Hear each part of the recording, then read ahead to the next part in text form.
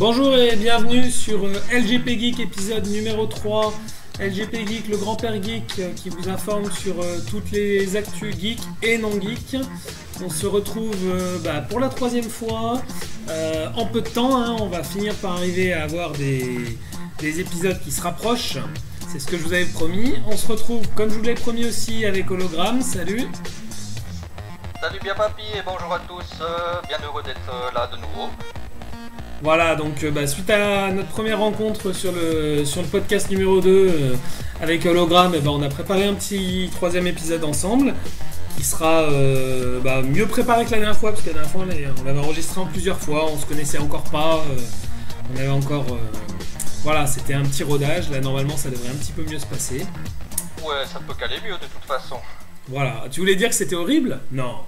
Non, il faut bien un début à tout. Ouais, exactement.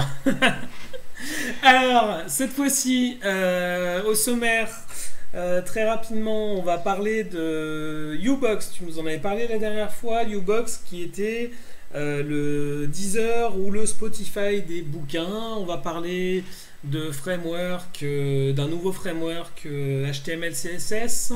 On va parler de bouquins, on va parler d'une série.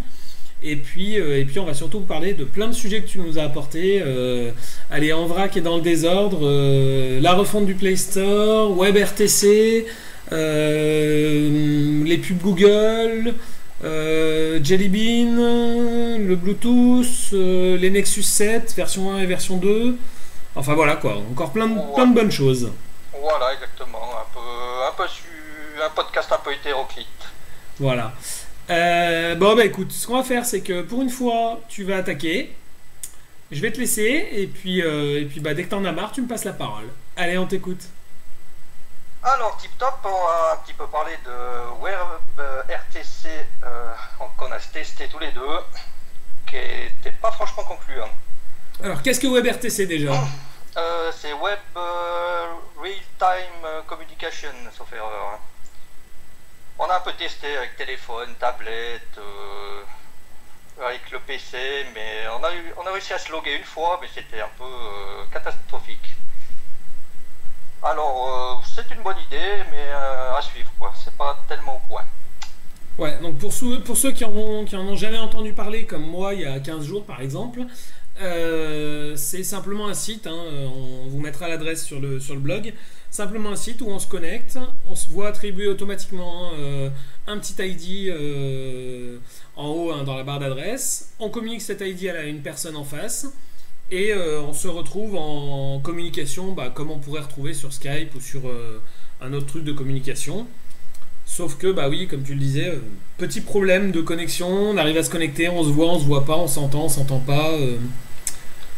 Ouais, c'était pas formidable. Je vous mettrai aussi en lien la vidéo de Google qui, elle, alors tout se passe à merveille, bien entendu. C'est étonnant. Non, mais c'est voilà. En tout cas, c'est pour dire les choses comme elles sont. Le jour où ça va fonctionner comme c'est dans la démo, c'est génial parce que c'est hyper simple. Votre grand-mère qui n'y connaît rien, vous lui envoyez un lien, à partir du moment où elle sait ouvrir un mail, elle saura communiquer en vidéo et en audio avec vous. C'est absolument génial. Maintenant, pour l'instant, c'est plus compliqué que de faire fonctionner Skype, donc c'est vrai que je vois pas l'intérêt pour l'instant, mais je pense qu'ils vont bosser dessus parce que c'est une bonne techno à mon avis. Ouais, puis apparemment pour les développeurs, ce qu'on voit un peu dans la vidéo, le codage a l'air assez simple. Ouais, ça a l'air... je me suis pas penché dessus pour l'instant, mais d'une, ça a pas l'air très compliqué à intégrer à son site. Et puis la techno, elle est 100% web, elle s'appuie pas sur un logiciel, elle s'appuie juste sur le browser, et du coup, c'est cross-platform. A priori, tous les téléphones, les tablettes et les desktops seront concernés, donc voilà, une techno à suivre. En tout cas, on vous en reparle, on fera des tests régulièrement. Si vous avez eu d'ailleurs des échos, si vous en avez entendu parler, si vous avez réussi à vous en servir via un site qui sera peut-être autre que le WebRTC d'origine, pourquoi pas, vous nous en parlez et puis on voit ça. Allez-y, pour ce qui concerne Chrome sur smartphone et tablette, il faut la version bêta pour que ça fonctionne bien. Oui, il faut vraiment les dernières versions. Alors quand on Voilà. publiera, on sera autour, nous on est le 14 août, je pense qu'on publiera autour du 15 août, le temps de faire les montages. Je pense qu'on sera encore dans les versions bêta et dès septembre, a priori toutes les versions Chrome pourront pour utiliser ça. Je pense qu'ils vont passer en version définitive dès septembre. Il y a des chances.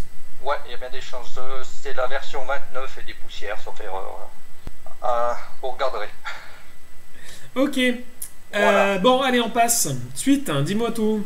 Alors, on n'a pas pu passer à côté de la petite actu du Moto X. Bon, on peut passer à côté de la personnalisation, des specs qui sont pas extraordinaires, mais c'était plutôt peut-être un petit débat sur le tout à la voix. Je sais pas ce que tu en penses, mais moi, ça me parle pas trop, si on peut dire. Bah, quelle est ton expérience, toi, là-dessus, pour l'instant? Qu'est-ce que tu as essayé de contrôler? Qu'est-ce que tu contrôles à la voix? Qu'est-ce que tu n'arrives pas à contrôler? Écoute, régulièrement, j'essaye avec mon Samsung Galaxy Note 1 des commandes, appelle ceci ou mets-moi la musique telle et telle, mais bon, c'est pas extraordinaire. Hein. Ouais, alors, ouais. Moi, c'est vrai que sur les différents téléphones que j'ai eus, honnêtement, j'avais un vieux Nokia sur lequel ça marchait très bien. Hein, voilà, donc appeler. Mais quand je dis vieux, ça devait être le 8210 ou quelque chose comme ça, hein, qui devait gérer ça. Voilà, c'était les vieux. Ça marchait pas trop mal pour ce que ça pouvait faire. Ensuite, on est passé j'ai eu un Lumia 800, il me semble. Ouais, c'était un Lumia 800, c'est celui que j'ai refilé à la grand-mère. Et bah là, on avait une reconnaissance vocale qui était vraiment très très bonne. Alors, limitée en nombre de commandes différentes, mais par contre, ça marchait très très bien. C'est-à-dire que en voiture ou dans un endroit où je pouvais pas sortir le téléphone de la poche, avec l'oreillette, un petit clic sur l'oreillette, appel machin ou répond à l'appel ou enfin, ça fonctionnait vraiment très bien. Ensuite, voilà. T'avais mis le Bluetooth pour la voiture, ou bien tu utilisais vraiment que l'oreillette? Non, j'utilisais que l'oreillette. J'aime pas avoir le Bluetooth en voiture avec le son dans la voiture. Je trouve que c'est assez dégueulasse pour les gens qui sont à l'autre bout du fil. On entend la reverb. Enfin, c'est vraiment pas propre comme son pour l'instant. Ouais, parce que moi j'ai mis le son dans la voiture, donc j'ai le Bluetooth dans la voiture, et puis j'ai essayé d'appeler des commandes, mais rien à faire. Hein. Ouais, non, c'est assez galère et c'est assez sensible pour l'instant. De même que sur Siri, hein, sur iOS, que ce soit iPhone ou iPad mini c'est pareil. Alors là, Siri c'est pire que tout parce que Siri, non seulement il faut qu'il reconnaisse, mais il faut qu'il envoie les données sur les serveurs d'Apple, il faut que les serveurs d'Apple lui renvoient la commande. Enfin bon, c'est une horreur, ça prend un temps pas possible. D'ailleurs, je tiens à dire une petite parenthèse pour ceux qui ont un device iOS qui ne supporte pas Siri. Et ce que je peux comprendre en France, c'est vrai que ça marche pour l'instant pas très très bien, c'est très lent, même en 3G, même en Wi-Fi, c'est encore relativement lent.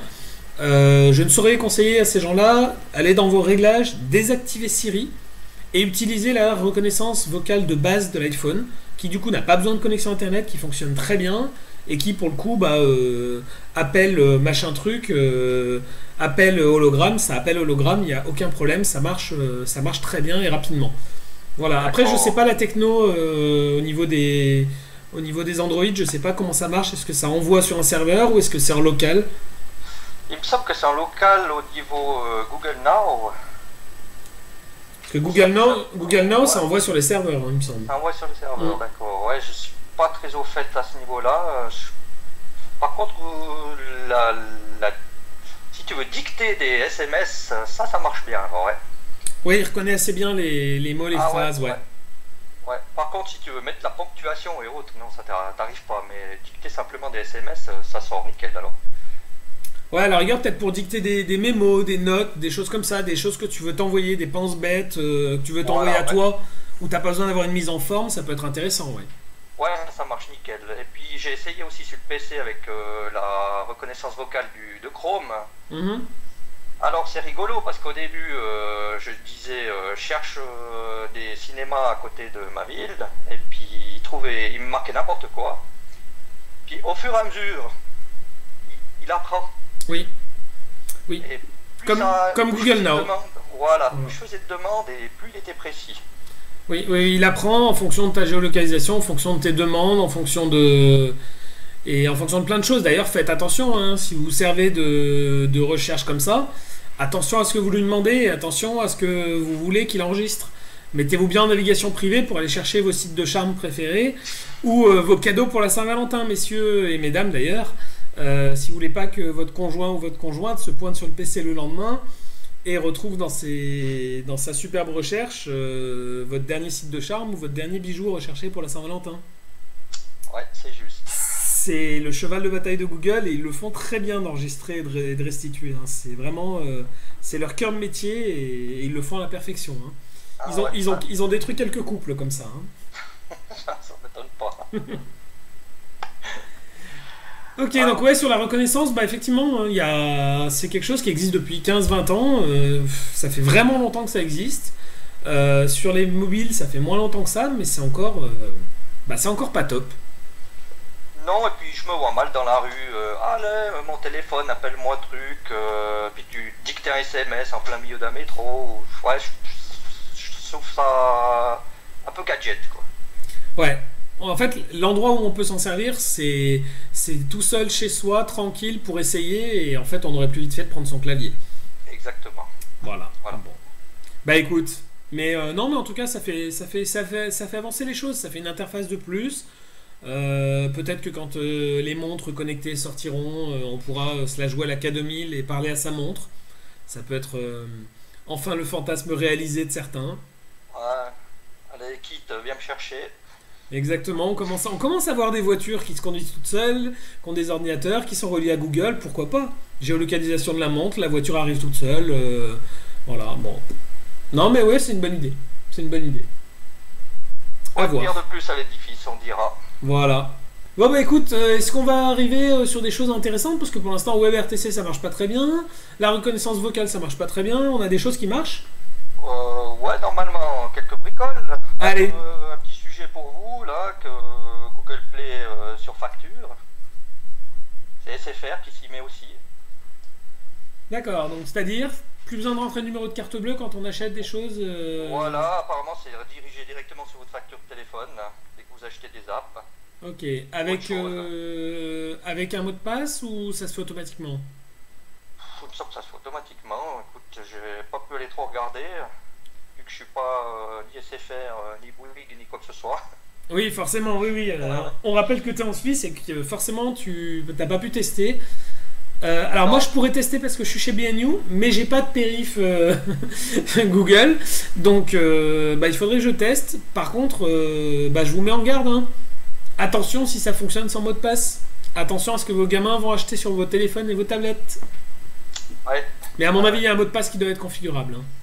Ouais, non, je pense qu'ils ont quand même fait des choses en ordre parce que maintenant il y a un mot de passe, alors je vois pas pourquoi il y a rien en arrière avec ça. Bon. Bah écoute, j'espère en tout cas parce qu'il y a eu tellement eu de monde qui ont eu des surprises, même avec les applis Apple. Il y avait des mots de passe, mais ils mettaient des mots de passe trop simples et les gamins s'achetaient des trucs. Je crois que les achats in-app pour Apple ne sont pas surveillés, non? Si, il y a des mots de passe quand même. Ah, c'est quand même venu. Oui, il y a des mots de passe quand même. Oui, il faut parce que c'est. Puis c'est devenu très cher. Hein. Tu te mets à avoir des jeux maintenant ou acheter un kit. Alors je sais pas. J'ai eu l'exemple dans un jeu de voiture il y a pas très longtemps que j'ai testé où acheter le kit complet coûtait 80 € ou je sais pas combien. Enfin c'est vraiment des grosses sommes pour des jeux quoi. Donc le jeu est gratuit, oui, mais après il faut aller dépenser 80 €. Faut pas oublier que c'est un jeu mobile. Donc voilà, ouais, tu retrouves ça sur ta facture, je pense que ton gosse tu le prends et tu lui interdis de téléphone. Ouais, il y a eu plusieurs parents qui ont eu des mésaventures. Voilà. Après, vous allez pas vous plaindre auprès d'Apple, vous laissez un téléphone à un gamin, ils savent mieux s'en servir que nous la plupart du temps. Allez pas vous plaindre auprès d'Apple.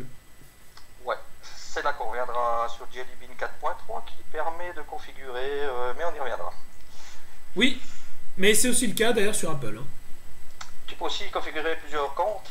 Pas plusieurs comptes, mais tu peux bloquer tout ce qui est achat, tu peux bloquer certaines apps. En fait, tu peux dire mon téléphone ne peut servir qu'à téléphoner ou à jouer à tel et tel truc.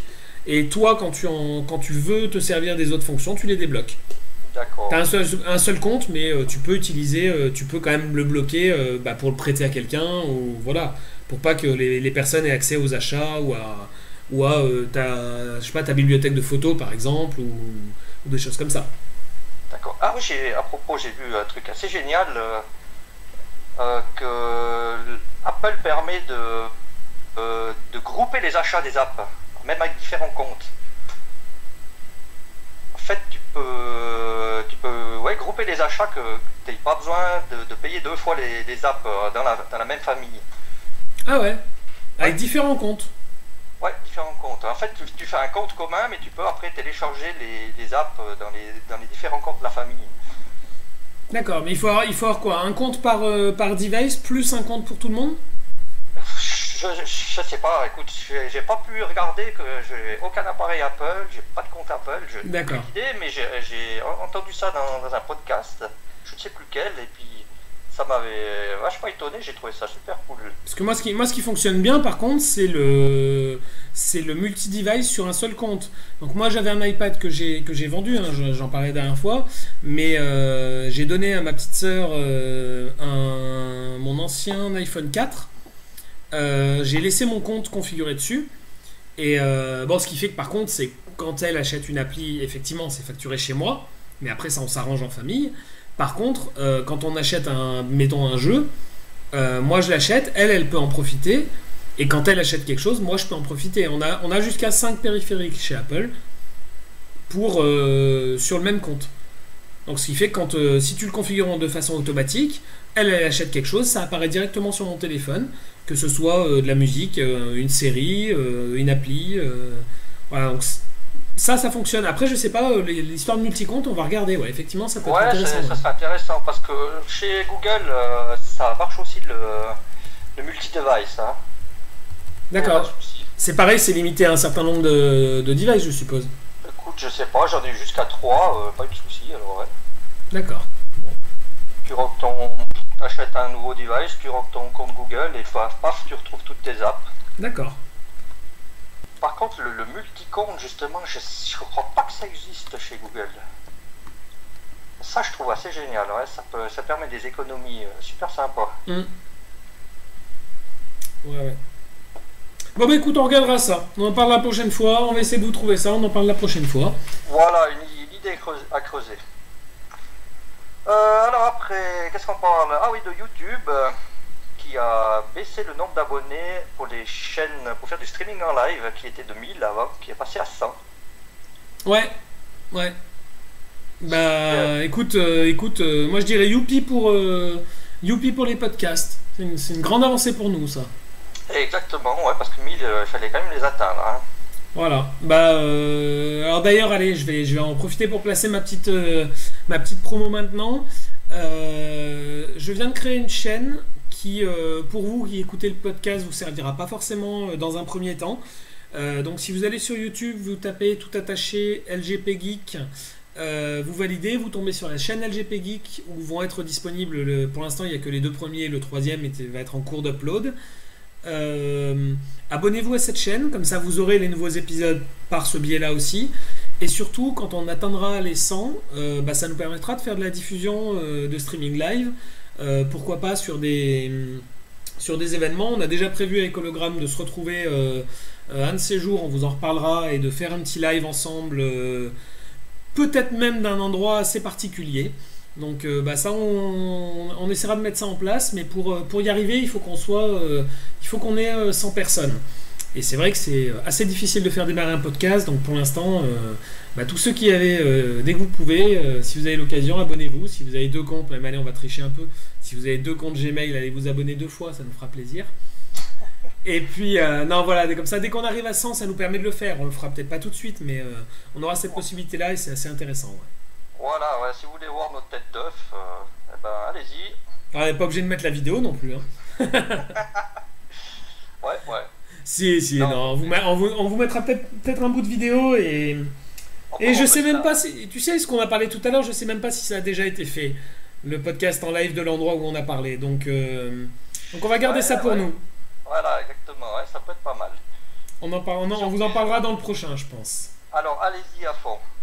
Voilà, voilà, on en revient toujours à YouTube, qui a fait pour les détenteurs de chaînes un petit truc sympa. On peut intégrer le bouton s'abonner directement sur notre site. Voilà, donc ce sera fait rapidement chez nous.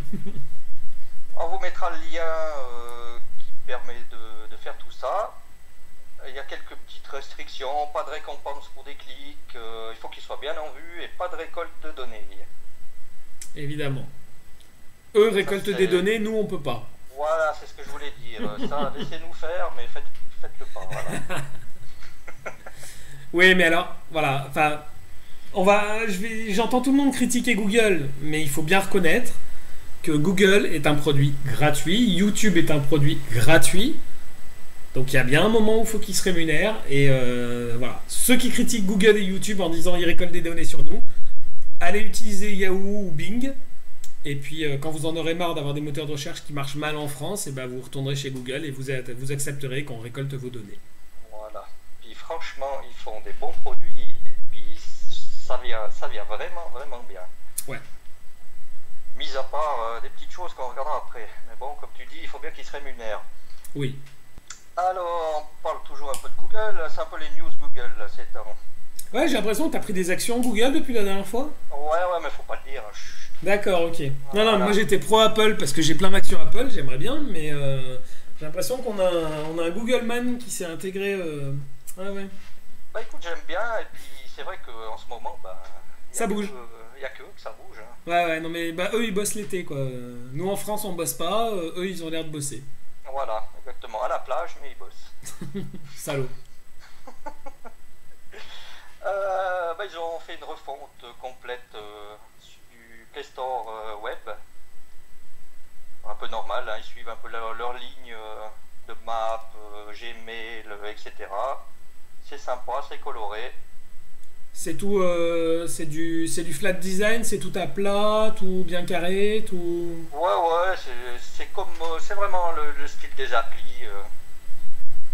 Tout sympa, les bandeaux à gauche, plein de couleurs vertes. Ouais, c'est dans la tendance. Voilà, orange, enfin, etc. Comment est-ce qu'on dit, chaque catégorie a sa couleur. Parce que malheureusement, chez nous, on n'a pas.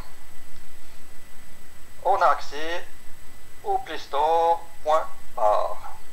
Où ça chez nous? En Suisse, on a que les apps. Ce qui est accès à la musique, on n'a pas. Ce qui est accès au bouquin, on n'a pas. Ce qui est accès au film, on n'a pas. D'accord, donc la Suisse, tu n'as que les apps. Ouais, ce qui concerne Google, on n'a que ça. Ouais. D'accord, bon. Bah écoute, et tu as possibilité d'avoir un compte français, de te définir avec en France ou... Oui, après, bon, en cryptant son adresse IP, on peut arriver à tout faire, il n'y a pas de souci. Non, mais même en créant simplement un compte Gmail, en te donnant une adresse en France, comme on ferait. C'est avec ton adresse IP, il te repère. Il vérifie ça avec l'adresse IP carrément. Ouais. Bon. Non, il faut crypter, et puis même si vous voulez avoir... Bon, maintenant c'est disponible chez vous, hein, le Music All Access. Oui, ça on en parlera. Mais si tu veux faire un compte américain, tu peux pas... Ça marche pas parce qu'il faut une carte de crédit américaine. D'accord. Voilà, donc voilà, ça... Tu peux télécharger le logiciel, mais tu pourras pas écouter de la musique. Ou alors il faut s'abonner via des systèmes de paiement scannés comme ils font pour, par exemple, le PlayStation Store. Je sais pas si tu connais la solution. Non. Moi qui suis toujours un petit joueur PS3, mais j'étais un très gros joueur à une époque. Quand je voulais un jeu américain qui était téléchargeable par exemple sur le Play Store américain sur PlayStation, en fait j'achetais des cartes de prépaiement aux États-Unis. Et en fait, là-bas, c'est quelqu'un physiquement qui achetait des cartes, qui les scannait, qui les envoyait par mail. En fait, il t'envoyait une image de la carte avec le code. Tu rentrais ça sur ton compte et ça te créait un compte américain avec des dollars, pour le Play Store, donc pour le PlayStation Store. Donc peut-être qu'il y a possibilité de le faire aussi. Alors c'est une technique qui est, je sais pas si c'est illégal. En tout cas, c'est pas forcément c'est pas dans les conditions d'utilisation logiques du truc, mais quand je vois par exemple Counter-Strike, quand ils ont sorti la dernière version il y a un an, il y a 8-10 mois même, Global Offensive qui était disponible pendant des semaines et des semaines que sur le PlayStation Store américain. Moi qui étais un accro de Counter, j'ai voulu le tester sur PS3 et il a fallu que je réachète une carte PSN américain. D'accord, Ça fonctionne, voilà. Ça serait une solution. Ça fonctionne, mais comme il y a des cartes iTunes qui existent, que tu peux acheter, après ça dépend des sites. Hein. J'ai pas de lien à vous indiquer parce que je suis pas sûr qu'on ait le droit de le faire, mais faites attention où vous les achetez aussi. Ouais, oui, de toute façon. Allez naviguer sur les forums, regardez bien les gens qui disent oui ça marche ou non ça marche pas. Faites bien gaffe aussi. Tapez sur Google et puis vous retrouverez. Voilà. Mais en tout cas, oui, je trouve ça extrêmement dommage que la Suisse bride ces choses-là. J'allais dire pour les séries télé, choses comme ça, où il y a des droits un peu compliqués, mais même pour les bouquins ou la musique, c'est quand même censé être un petit peu ouvert maintenant. Ça y est, on a des Gauthier. Ouais, non. Par contre, au niveau iTunes, je sais pas. Je regarderai et puis je te redirai. Ouais, mais ça, il va falloir effectivement qu'un jour je vienne en Suisse et qu'on essaye avec mes périphériques iOS pour tester un peu de la Suisse ce qu'on peut faire, parce que je pensais pas qu'il y avait tant de différences que ça. Ah ouais, mais c'est infernal. Et puis tout arrive 6 mois après. On est un peu à l'âge de pierre là, je trouve. Allez. On est super bien au niveau téléchargement, donc on n'a pas de soucis, mais par contre au niveau service, il n'y a rien. Quoi. Ouais. Bon écoute, en attendant tu télécharges. Exactement. Voilà. Ma foi. Allez, suite. Alors suite, un petit mot sur HEMLI.is, qui est une messagerie cryptée d'un cofondateur de Pirate Bay, que je sais plus son nom, mais c'est pas trop important. Il a fait un petit crowdfunding via son compte, il a décoché 150 000 $, sauf erreur.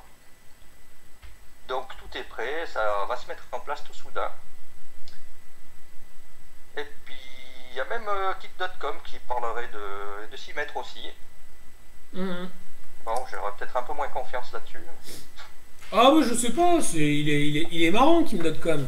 Faut rien avoir de secret à mettre chez lui, mais il est marrant. Il est marrant, puis en attendant, il sait bien faire les choses, parce qu'alors le site méga, il tourne. Il tourne. J'irai pas mettre de documents personnels dessus, mais il tourne. Non, mais alors quand tu télécharges, c'est vitesse grand V. Hein. Ah, je sais pas, tu sais, le téléchargement en France. Oui. Ouais, je vois ton auréole là sur la tête. Voilà, exactement. Non, mais en méga, autant je télécharge, oui, oui, je vais télécharger. Puis il y a beaucoup de choses gratuites et légales qu'on a le droit de télécharger, même chez méga. Mais alors, je sais pas, pour l'instant, j'ai pas confiance. Ça viendra peut-être, mais c'est vrai que la confiance, ça se gagne, et quand on voit comment ils narguent les autorités, c'est pas ça qui va me donner confiance. Mais bon, le fameux site Mlis, là, allez voir en tout cas. Donc c'est HTTPS, HEML.is. Effectivement, c'est beau. Pour l'instant, c'est réservé, on disait, au mobile. Hein. Oui, ils commencent par le mobile et puis ils verront si ça marche ou pas. Puis je pense que ça passera sur d'autres devices après. Ouais, mais c'est intéressant en tout cas. C'est dans la veine en plus. Tu parlais du design Google tout à l'heure. C'est vraiment dans la veine des designs, du flat design Google. On se croirait sur le Gmail, la Gmail application. Hein. C'est vraiment. Ouais, exactement. Ouais, c'est la tendance maintenant. Le petit onglet la petite colonne qui s'ouvre à gauche, etc. Ouais. C'est assez joli, c'est coloré, sécurisé, on ne sait pas trop à quel point, mais Mlis en suédois, hein, c'est ce qu'ils disent sur le site. En tout cas, ça veut dire secret. Donc voilà. Déjà. Voilà. Exactement. Ouais, c'est un peu des spécialistes du. On verra comment ça évolue. Ouais, exactement, ouais. Qu'est-ce qu'on parle de Deezer? Un petit mot rapide qui se met à vendre des billets de concert en partenariat avec France Billets. Bon, ça c'est pour vous. Ouais, ça toi toujours pas, hein? Non, bon. Non, t'oublies. Bon, on a d'autres plateformes, mais ça, y a pas de souci de ce côté-là. J'en connais un qui va émigrer en France un de ces jours. Oui, je veux des services en de bleu. Alors, après, on en revient un petit peu sur Google, qui disait qu'il y avait besoin de sous-sous, qui nous mettent de la pub un peu partout. De la pub ciblée, attention, hein. Sur Map, YouTube, Gmail apparemment aussi. Oui. Moi, j'ai encore rien vu dans Gmail, mais... T'as encore rien vu dans Gmail? Non, Map et YouTube, oui, mais Gmail, non. Ah, rien vu. t'as pas bien regardé alors. Ouais, non, j'ai rien reçu j'ai pas reçu de mail publicitaire encore. Ah non, c'est pas des mails que tu reçois, mais c'est de la pub à droite et à gauche sur le site. Il y en a, hein. Ah, d'accord, ouais, bah écoute, j'utilise seulement les applis mobiles. J'y vais rarement depuis le web. D'accord. Par contre, c'est vrai que quand tu es sur le site de Gmail, si tu es sur ta page d'accueil de ton site, tu as maintenant 3 onglets. Donc à gauche, on a toujours les mêmes menus, hein, boîte de réception, message suivi, tout ça, avec nos contacts en dessous, la possibilité de faire des hangouts et des choses comme ça. Et au-dessus de nos messages, on se retrouve avec un onglet principal, un onglet réseaux sociaux, qui, pour le coup, ajoute à vos messages classiques, vient intercaler au milieu de vos messages classiques les messages des réseaux sociaux. Donc ça va être les services YouTube et ça va être Google+. Et ajoute un onglet promotion. Voilà, exactement. Et apparemment, tout vient dans cet onglet. Bah écoute, je viens d'aller voir, tu vois, sur l'adresse LGP Geek. Là, effectivement, j'ai une pub, deux pubs, trois pubs. Dans l'onglet promotion. Ouais. Une pub qui va concerner Flipboard, parce que j'ai un compte Flipboard pour LGP Geek, j'en avais parlé dans le premier épisode, et effectivement, c'est une pub qui est en rapport avec Flipboard, mais qui n'est pas destinée qu'à moi. Donc ça, c'est vraiment... c'est une pub. Skype, c'est pareil. C'est le compte Skype LGP Geek. Donc essayez pas de me contacter sur LGP Geek de Skype. Il s'appelle pas comme ça. Hein. Et le troisième... oui, c'est une pub pour Blurry aussi. Blurry, c'est ce qui nous permet en fait de calculer les taux de téléchargement du podcast. Mais c'est pareil, ça m'est pas destiné à moi, c'est vraiment une publicité. Mais c'est pas envahissant, hein, c'est vraiment un onglet parmi les autres, on n'est pas obligé de cliquer dessus et moi ça me dérange pas plus que ça. Voilà, et puis ceux qui veulent vraiment supprimer tout ça, apparemment la seule solution c'est de supprimer l'onglet. Ouais, mais à la rigueur si on le laisse et qu'on va pas le voir, Google fait son beurre, on peut aller le voir de temps en temps pour voir s'il y a peut-être des choses intéressantes et Google n'a pas que des mauvaises idées au niveau publicité. Hein. De temps en temps, il cible assez bien et ça permet de faire des petites découvertes. Ouais, c'est vrai. Ouais.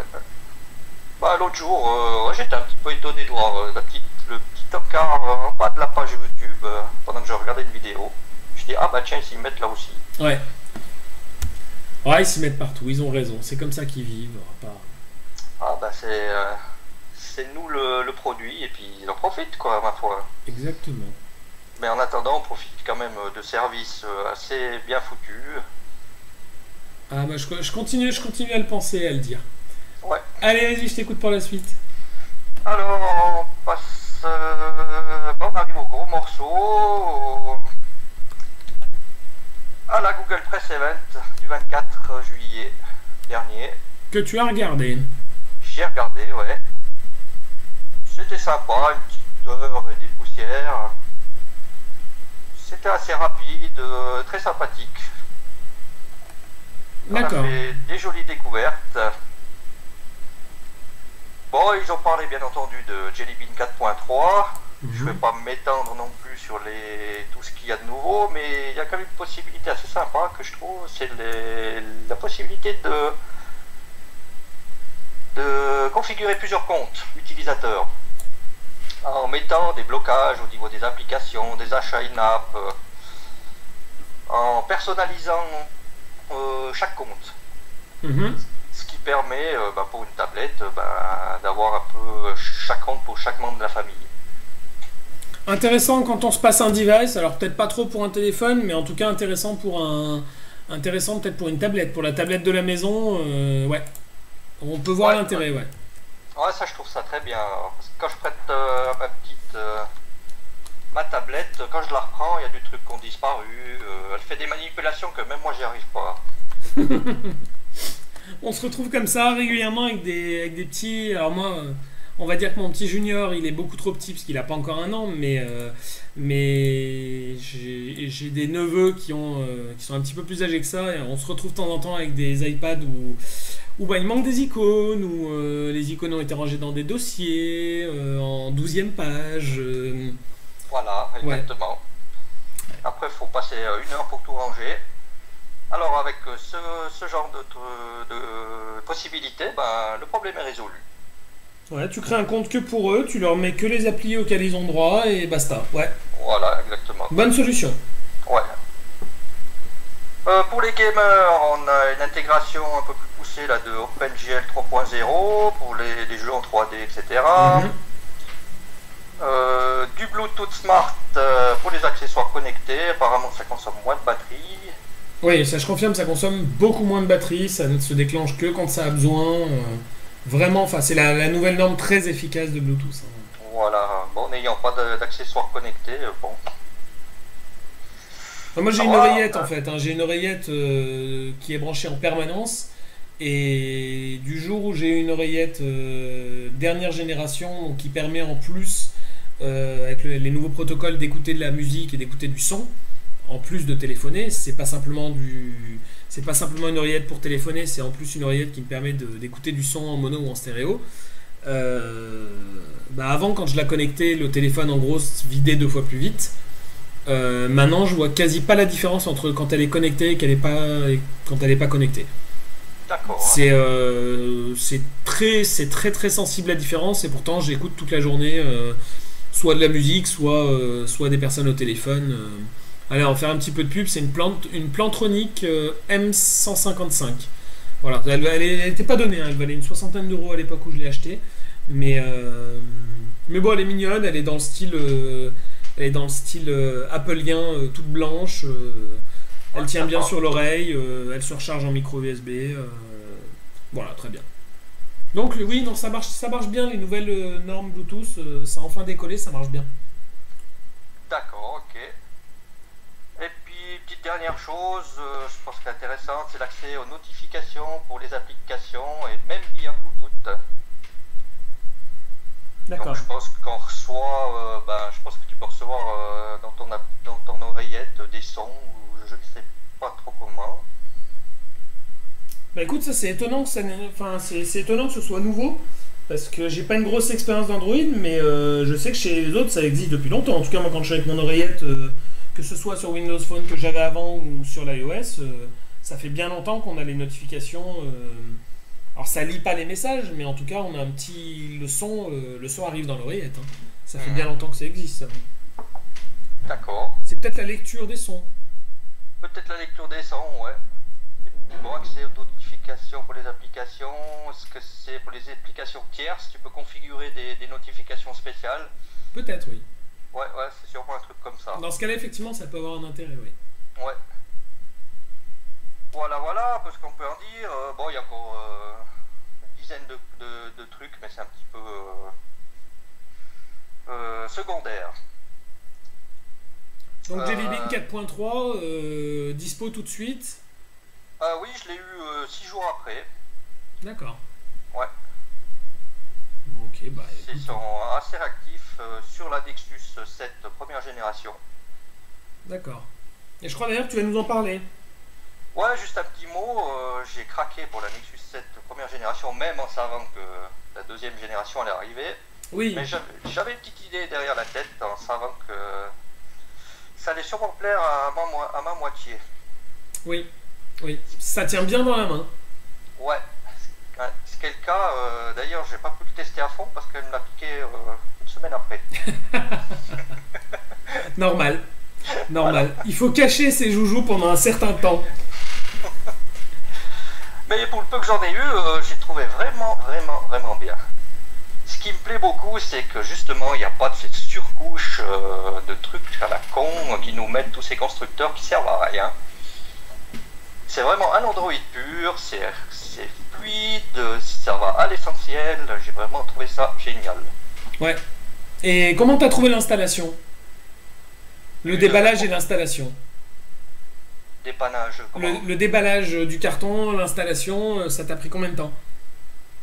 Bah écoute, je l'ai eu d'occasion alors. Ah, tu l'as pris d'occasion, d'accord. Ouais.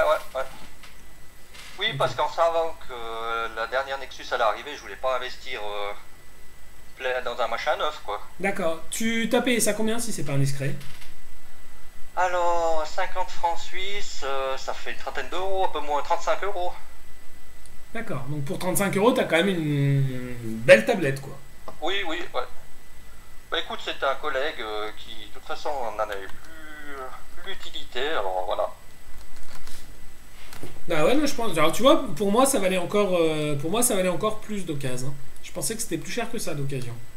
Ouais, bon là, c'est un prix entre amis, hein. Oui, oui, non, mais c'est vrai qu'on est sur un prix neuf qui est à 199 euros.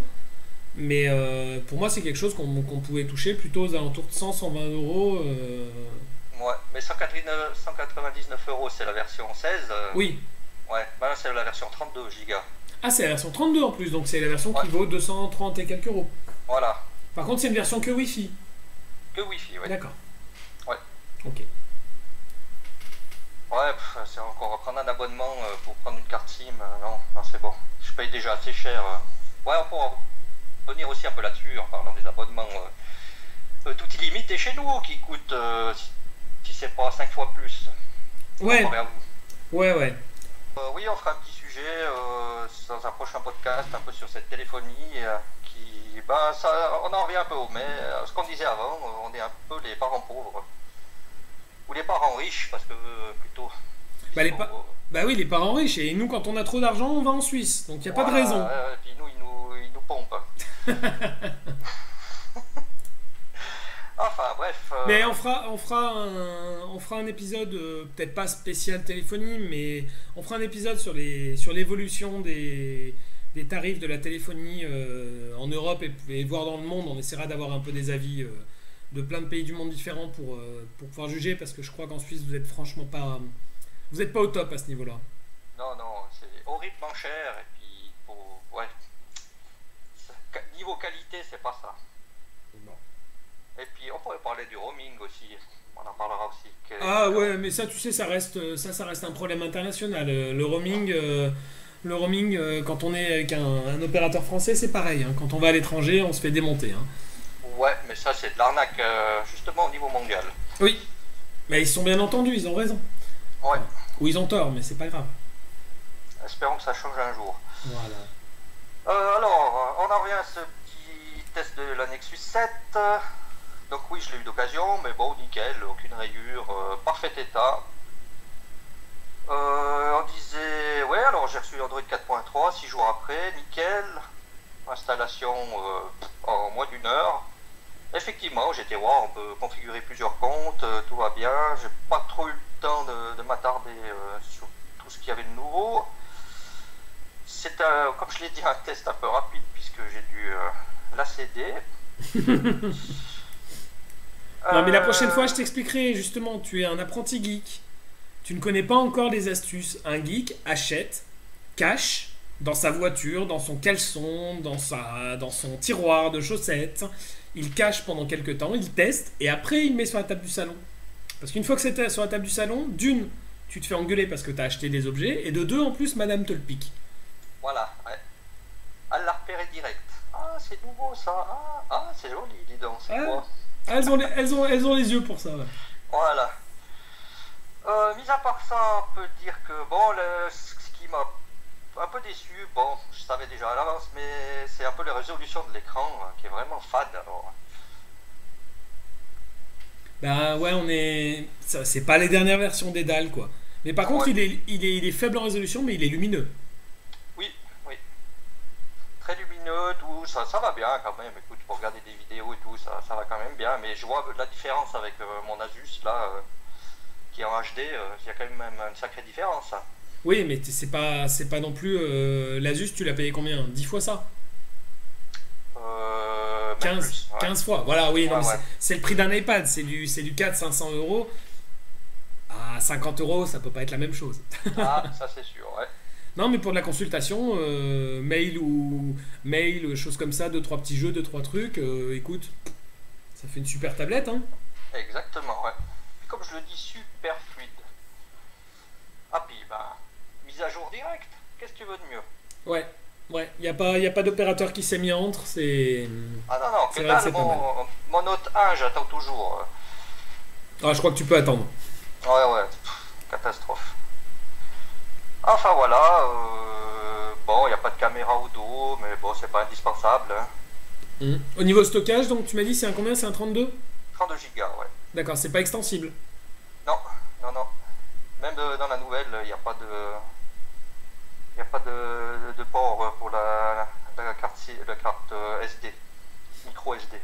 Ouais, ça c'est vrai ils commencent à être un petit peu pénibles avec ça, tous les constructeurs, hein, à nous mettre des faibles mémoires, mais vraiment je dis faibles mémoires parce que dans ces prix-là, dans les prix du neuf, on commence à 16 Go, 32 Go, 64 Go, mais il faut arrêter quoi. On a un peu des contenus HD maintenant, le moindre film en HD, les quelques albums avec une bonne définition de son, enfin, on devrait commencer au minimum à 64 et monter à 256 gigas. Enfin, on est quand même en 2013, les gars. Faut arrêter de se branler. Hein. C'est, Oui, puis surtout qu'ils nous bourrent de conneries, comme sur le S4 qui a 8 gigas de logiciel, en veux-tu, en voilà, puis t'achètes un 16 gigas, bah, t'en reste plus que 8. oui, que tu peux pas supprimer en plus. Bah C'est ça non. le truc. C'est comme quand on achète un iPhone. Alors l'iPhone, on va dire que sur les 16 gigas qu'ils annoncent, il y en a peut-être je crois qu'on est à 14,5 ou 15, donc il y en a quand même beaucoup de disponibles.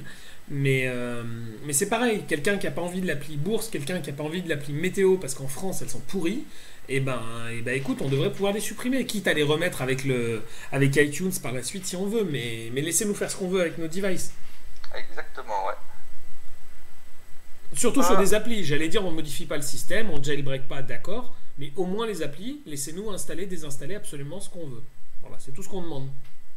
exactement, ouais, puis faites-nous des expériences utilisateurs utiles, pas des trucs qui nous servent à rien. Alors c'est souvent utile pour une certaine frange de la population ou pour certains pays. Je vois par Ouais, exemple l'appli météo des iOS, elle est très bien foutue. Quand j'étais aux États-Unis il y a 2 ans, elle marche très très bien pour les États-Unis. C'est une référence. Il y a très peu d'écart entre la réalité et ce qu'elle t'annonce. En France, il t'annonce un orage qui est passé 2 jours avant ou qui n'arrivera jamais. ah, d'accord. Donc voilà, on n'est pas du tout, et elle n'est pas modifiable. On peut pas modifier la source de données. On est obligé d'utiliser, alors on peut ajouter une autre appli météo, mais d'ailleurs c'est ce qu'on fait. Mais on peut pas modifier la source de données de leur logiciel, et on peut pas le supprimer Ouais, parce que ça fait partie des applis non supprimables. Donc c'est un peu dommage. ouais, ça nous pousse à router nos devices, puis à supprimer ce qu'on n'a pas besoin. Exactement. Alors, bah, je te rassure, hein, l'appli météo du Samsung, il t'annonce qu'il fait beau alors qu'il pleut, hein, c'est pas mieux. Alors, bah, on passe au Nexus deuxième génération, donc ils en ont parlé à cette conférence, avec un Snapdragon S4 Pro, 2 Go de RAM, une dalle HD cette fois, un port HDMI disponible en 16, 32 et 32 LTE, et une caméra qui apparaît. Elle est un peu plus fine, un peu plus légère, donc comme d'habitude, tout est mieux. D'accord. Au niveau autonomie, ils en ont parlé ou pas encore? D'après les tests qui ont été faits, c'est pas mal du tout, ouais. D'accord, parce qu'il me semble que la Nexus 7 était bien foutue à ce niveau-là. Hein. Ouais, non, attends, qu'est-ce qu'ils ont dit dans la vidéo, enfin dans la présentation, il me semble 9 heures. Ouais, il me semble 9 heures en lecture vidéo, un truc comme ça. Ouais, donc on est sur une bonne moyenne des 7, 8, 10 pouces. Non, c'est pas mal, ouais, ça, on n'est pas obligé de se balader avec le câble quand on part un week-end par exemple. Voilà, ouais. Ok, ok. Alors, sur le papier, un bon petit produit, mais bon, on a vu que les dernières nouvelles nous font état de problèmes de GPS, de problèmes d'écran, de tablettes qui s'éteint, qui se rallument toute seule. Parce Enfin, il faut savoir que les livraisons, tout du moins aux États-Unis, ont commencé. ah oui, oui, je crois que dès le lendemain, il me semble. Voilà, ouais, donc ça fait un petit moment. Enfin, ça fait quoi, une quinzaine de jours? Et oui, effectivement, on voit apparaître sur plusieurs sites, tablettes tactiles, 20 minutes, enfin sur des sites un petit peu d'actu. Même en France, on voit déjà apparaître des problèmes et qui sont pas anodins, qui demandent carrément des changements de tablette, quoi. Pour l'instant, est-ce que c'est physique ou logiciel? On ne sait pas encore, hein, finalement. Ouais, espérons que ça soit pas physique, parce qu'alors, elles sont mal barrées, là. Logiciel, on peut toujours y remédier, mais alors physique, s'il faut rappeler tous les modèles, salut. Bah, c'est ce qu'ils ont l'air de dire pour l'instant. Le problème de GPS dont ils parlent, c'est un problème alors, qui n'est pas présent visiblement sur tous. C'est que sur certaines et pas forcément identifiable. Mais en gros, la personne arrive à connecter son GPS. Ça fonctionne pendant 2-3 minutes. Après, le GPS ne capte plus de satellite et peu importe le temps que vous le laissez, ça ne capte plus de satellite. On n'arrive pas à le récupérer du tout. La seule solution, c'est de redémarrer. Donc vous imaginez en navigation ce que ça peut donner. Et la seule solution qu'a trouvé Nexus pour l'instant, Google, hein, c'est carrément d'échanger les produits. Donc il y a déjà eu des échanges de produits d'après les forums aux États-Unis. Hein. Il y a déjà eu des échanges de produits, donc espérons qu'à la sortie en France, le problème soit réglé, qu'on n'ait pas à retourner des produits à tour de bras, quoi. Ouais, ça serait un peu dommage pour le lancement, là. Ouais, il est prévu pour quand le lancement en France? 28 août. Sauf erreur, vous pouvez, si vous avez toujours la possibilité, elle est en précommande à la FNAC. D'accord. Ouais. Et quel prix? Au même prix que l'autre ou elle sera plus chère? Un petit chouïa plus cher, mais une petite bricole, je crois 10 ou 20 euros de plus.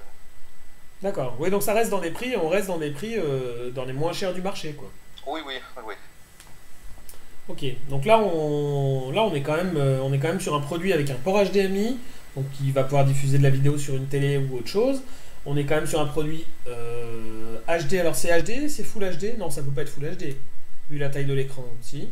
Oui, c'est le Full HD. C'est du Full HD. Comment c'est déjà le 1920? 1920, ouais, c'est ça. D'accord. Ah ouais, donc on est en Full HD avec un port HDMI. Une caméra dorsale en 5 mégapixels, donc c'est un peu bon. Ouais, bon. Voilà. Mais bon, ça suffit pour faire quelques petites photos. Voilà, on se balade dans la rue, on a une photo à prendre. Ça peut être sympa, ça remplacera jamais un réflexe, et ça on le sait, mais voilà. Ouais, donc c'est une petite tablette à suivre. Ouais, exactement, ouais. Pour revenir un petit peu au problème d'écran, j'ai aussi une Asus. 3 mois après, je l'ai acheté neuve, donc. 3 mois après, j'avais des problèmes d'écran. Alors pour une tablette tactile, un écran qui n'a plus de tactile, c'est un peu emmerdant. Ah ouais, du coup tu te retrouves avec une jolie tablette qui ne sert plus à rien. Voilà, exactement. Tous les boutons physiques fonctionnaient, mais il n'y a plus rien ne répondait. Plus rien du tout, c'est-à-dire que l'écran ne fonctionnait plus du tout au niveau tactile ou c'était par moment? Non, au niveau tactile fini. D'accord. Donc la tablette se remettait en route, tu avais beau appuyer dessus, faire ce que tu voulais, il n'y a rien qui se passait. Même une réinstallation logicielle, ça va pas changer? Non, j'ai téléphoné à Asus en France, puisqu'en Suisse on n'a pas de service. Ils m'ont bien donné super sympa, ils m'ont envoyé la manip à faire pour la restauration d'usine, je l'ai faite, mais toujours rien à faire, quoi. D'accord, donc ils t'ont échangé le produit? Ouais, je l'ai renvoyé où c'est que je l'avais acheté, et puis à peu près une quinzaine de jours après, j'avais le retour nickel. D'accord.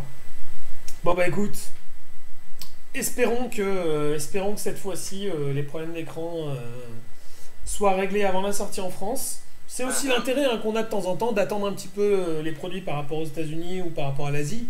C'est que de temps en temps il y a des correctifs qui sont apportés et ils reproduisent pas les mêmes erreurs qu'ils ont fait dans les sorties précédentes. Ouais. On verra bien. Tu vois quand même là, au niveau de fabrication, c'est une belle tablette, mais tu regardes un petit peu l'écran, tu touches un peu, tu vois que ça bouge quand même. Comparé à un iPad où tu vois vraiment que c'est mastoc, tu vois qu'il y a un problème de finition quand même. C'est pas la même qualité. C'est le même prix, mais c'est pas la même qualité. Non, c'est pas le même prix. Regarde le prix d'un iPad. Tu te retrouves à peu près ça. Je te dis, ça m'a coûté. Mais bon, j'ai pas pu avoir le clavier, mais sans le clavier, t'en es à 500 euros, je fais rare dans ces eaux-là. Ah, mais tu parles de l'Asus. Je pensais que tu parlais du Nexus. Non, je parle de mon Asus. Ah, de l'Asus. Ah oui, non, mais c'est. Ah oui, de toute façon, par rapport aux tablettes qui sont dans le même prix, l'iPad au niveau finition est nettement au-dessus du lot, quoi. C'est clair, hein. Ouais. Ah, c'est sûr. Alors, la Nexus 7 deuxième génération, bon, je l'ai pas eu en main. La première, alors oui, elle est déjà mieux finie. Tu tu vois vraiment que l'écran c'est bien fixé, tu vois quand même que c'est...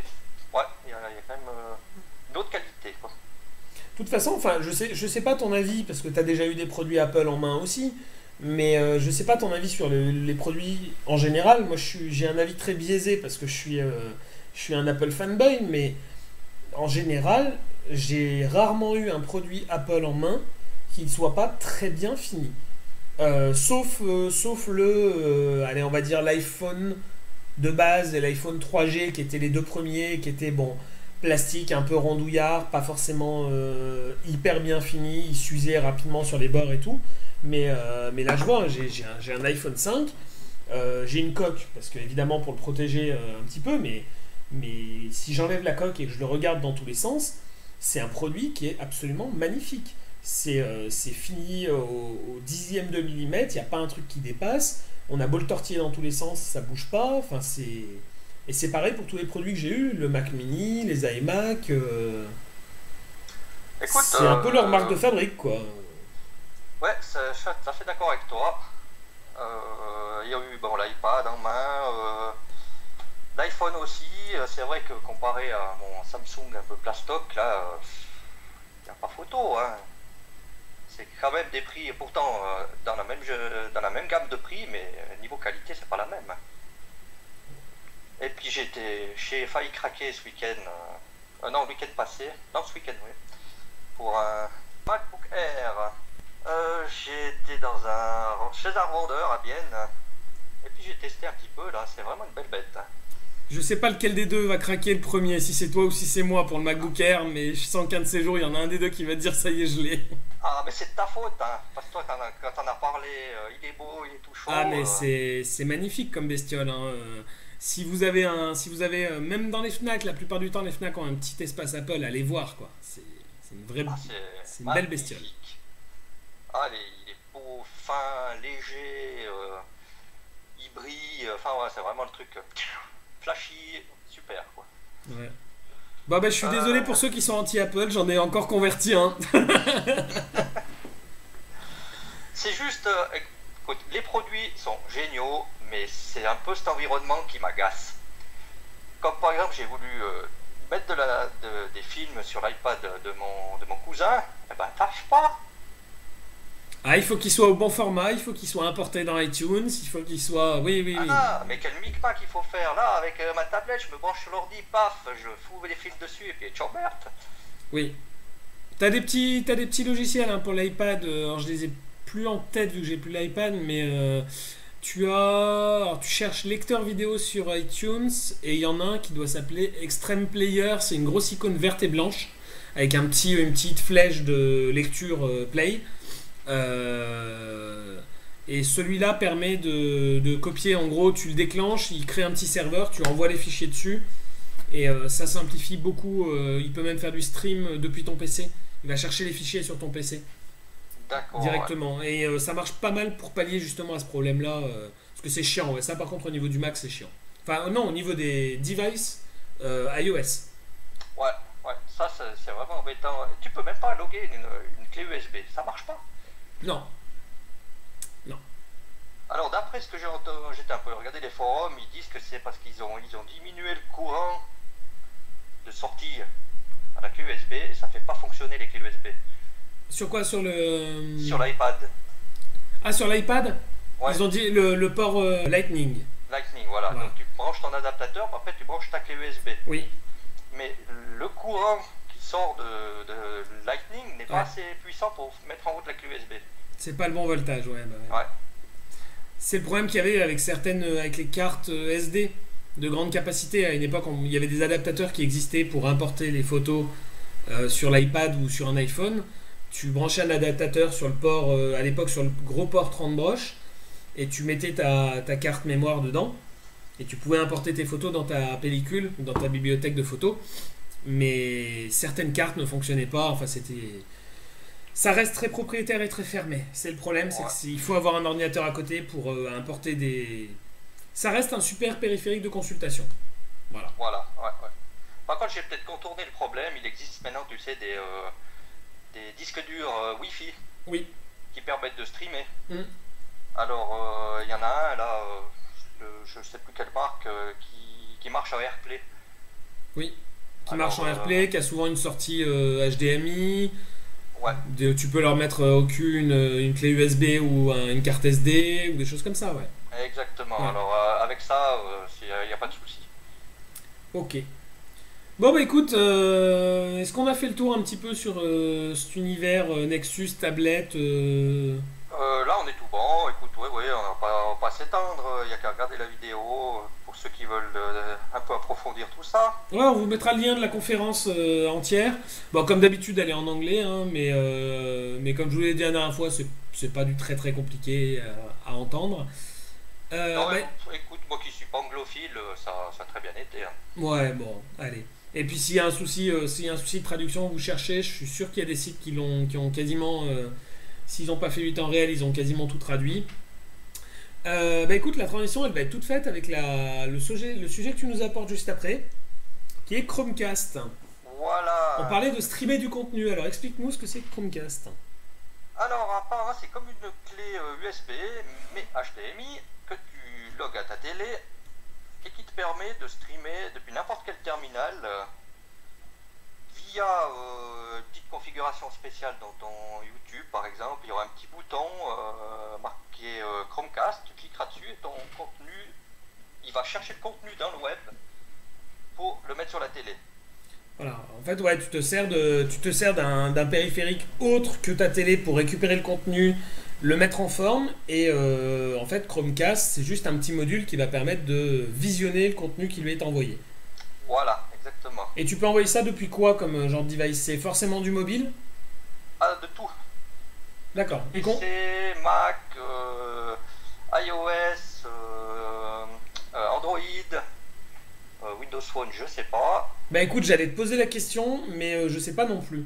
Bon, a priori, ça sortira aussi. Non, attends, écoute, j'avais marqué dans mes notes, non, Chrome OS, Android, iOS, Windows, donc Windows mais PC, et Mac OS X. D'accord. Bon, ça, je pense qu'il y aura une sortie un petit peu différée sûrement pour Windows Phone, mais il n'y a pas de raison que ça fonctionne pas, sachant que il se base sur une technologie Wi-Fi. La connexion entre le périphérique et le Chromecast se fait en Wi-Fi, donc il n'y a pas de raison que ça fonctionne pas. Ouais. Euh, Donc on peut avoir accès à, il y a ce qu'ils appellent le cast button. Ouais. Il y aura dans Chrome, YouTube, Netflix, Google Movie, Google Music, Pandora, Google Plus Photo. Pour le moment, c'est ça que. Ces services, voilà. Je ne trouverai plus mes mots. Voilà. Ces services qui nous permettront de streamer sur notre télé. Ouais, mais est-ce que, a priori, on va quand même pouvoir aussi streamer une vidéo type DivX qu'on a sur notre ordinateur? On va pouvoir la streamer sur le Chromecast. Alors, il me semble pas. Ben moi, il me semble. Écoute, tu peux, depuis Chrome, tu peux le faire. Donc tu vas dans Chrome, tu vas sur, je sais pas moi, Vimeo, et puis tu peux en fait retrouver ta page Chrome sur ta télé, ça oui. Mais est-ce que depuis ton ordi, tu peux streamer des Oui, vidéos? parce que ça j'y crois pas. Non. d'après ce que j'ai vu, tu peux dupliquer l'écran de ton ordinateur. Tu peux te servir du service Chromecast pour dupliquer ton écran d'ordinateur sur ta télé. Oui, mais en passant par Chrome. Il faut le bouton. Ah, d'accord. Bon, bah Ouais. écoute, personne l'a eu en main pour l'instant, on n'a pas pu le tester en tout cas, donc parce que moi je pensais très égoïstement au remplacement de mon Raspberry Pi. Tu sais, j'en avais parlé dans l'épisode numéro 1, qui me permettait de streamer du contenu, enfin d'aller lire le contenu de mon ordinateur pour l'afficher sur ma télé, pour mes séries et autres. Et le Raspberry Pi me pose de gros soucis en ce moment, bon, c'est un petit peu hasardeux comme matériel, mais ça a fonctionné un peu. C'est un peu compliqué à utiliser au quotidien, et c'est vrai que j'aurais bien aimé trouver un petit remplaçant. Et Chromecast, il me semble que ça permettait ce genre de choses. Donc on va attendre que ça sorte en France, et puis écoute, on testera. Hein. Ah oui. Coûte rien d'essayer. Enfin, ça coûte rien, ça coûte 35$, mais bon, ça nous fera du 35€, c'est pas non plus la mer à boire. Ah non, c'est vraiment de la rigolade. Hein. Et puis en plus, aux États-Unis, ils ont 3 mois d'abonnement offert à Netflix à l'achat. Alors ça par contre ça n'existe plus, hein. Ça a été au départ et ils se sont vite arrêtés.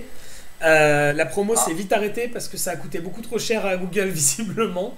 Et ils se sont arrêtés très vite de faire ça parce que l'abonnement à Netflix coûte, je sais plus, 10 dollars ou 15 dollars par mois pour 10 l'abonnement. dollars, ouais, ouais. Voilà, pour l'abonnement de base. Du coup, ça leur rapportait plus rien parce qu'ils devaient quand même ordonner un petit peu à Netflix. Et non, la promo n'existe déjà plus. Je sais pas si elle n'a pas existé d'ailleurs que quelques heures. Et autre précision concernant, alors si vous tapez Chromecast et que vous voyez la vidéo, régulièrement vous allez voir une vidéo où on branche la clé comme une clé USB sur l'HDMI de la télé et c'est bon, tout fonctionne. Non, ce qu'on vous dit pas, c'est qu'il faut quand même l'alimenter cette clé. Et on l'alimente soit avec un adaptateur secteur, soit en USB. Il y a une prise USB qui permet de l'alimenter. Donc souvent maintenant les télés ont une prise USB, donc on peut l'alimenter comme ça. Mais c'est pas bien mis en avant sur la vidéo, ça a l'air un petit peu auto-alimenté par l'HDMI, ce qui n'est pas le cas. Ouais, c'est clair ils ont un peu passé à côté, hein. Ça fait moins glamour. Ça fait moins glamour, mais bon, c'est planqué derrière la télé, donc c'est pas très grave. Reste à voir, pour moi, le seul souci qu'il peut y avoir, c'est la profondeur, sachant que cette, cette espèce de clé HDMI, finalement, parce on peut dire ça comme ça, elle n'est pas pliable. Le port HDMI n'est pas pliable. Donc, est-ce que sur des télés extra plates qui sont contre un mur, qui n'ont par exemple pas de port HDMI sur les côtés, si vous Ah voyez ouais, ce que je ça veux peut dire, t'embêter, ouais. ouais, ça peut éloigner du mur. Il va peut-être falloir utiliser des petites rallonges HDMI de quelques centimètres. Pourquoi pas? Je sais pas. C'est à voir en tout cas. C'est une belle annonce. J'ai trouvé sympa, mais j'ai un petit peu déchanté. J'ai écouté un e-tech qui disait que en fait cette technologie n'était pas nouvelle. Ah non, c'est pas Euh, nouveau. C'est pas nouveau, ouais, mais le fait que Google s'y intéresse via Chrome et à 35 dollars, pour moi, c'est nouveau. ouais, à ce prix-là, oui, ouais, ça c'est sûr. Ouais. Voilà, parce que faire du stream d'un ordinateur via une télé, il y a des dizaines et des dizaines, voire des centaines de solutions différentes. Acheter un disque dur multimédia, il y a plein de solutions. En France, on a une Freebox qui marche très bien pour ça aussi. Je regrette Free uniquement pour ça. Mais à 35 dollars, il n'y a pas d'autre solution. Ouais, Sauf le Raspberry Pi, qui, encore une fois, c'est aléatoire, on va dire, pour l'instant. d'accord. Voilà, bon bah pour Chromecast, là pour le coup, je vous dis qu'on vous tiendra au courant et on vous tiendra au courant parce que on verra lequel des deux l'achète et l'envoie à l'autre après, mais je pense que ça va se faire comme ça. Ce sera sûrement moi parce qu'a priori, on en discutait tout à l'heure hors ligne, Amazon et la Suisse, c'est une grande histoire d'amour. Ben, on en revient toujours au même, on n'a pas de site amazon.ch. Il faut commander amazon.fr ou .de. Voilà, et la livraison vous coûte un œil.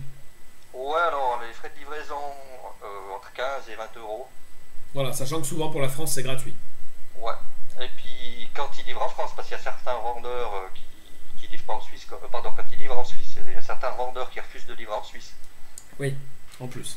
En plus, voilà. Ouais. Bon Mais bah bon, écoute, hein, j'ai contourné le problème, c'est bon.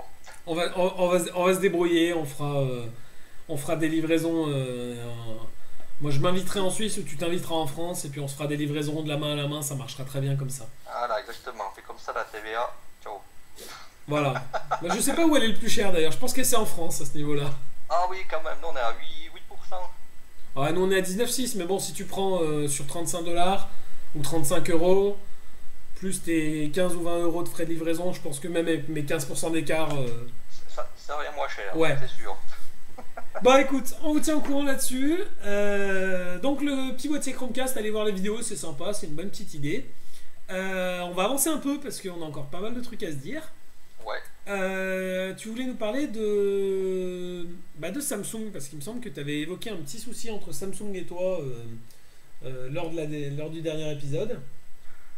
Ouais, écoute, je suis de plus en plus déçu par Samsung qui inonde le marché de trucs et de machins, mais j'ai l'impression qu'ils posent le produit et puis qu'ils s'en désintéressent, quoi. D'accord, à quel niveau? Au niveau des suivis des mises à jour, du service clientèle, c'est je fais plein de produits et puis voilà quoi.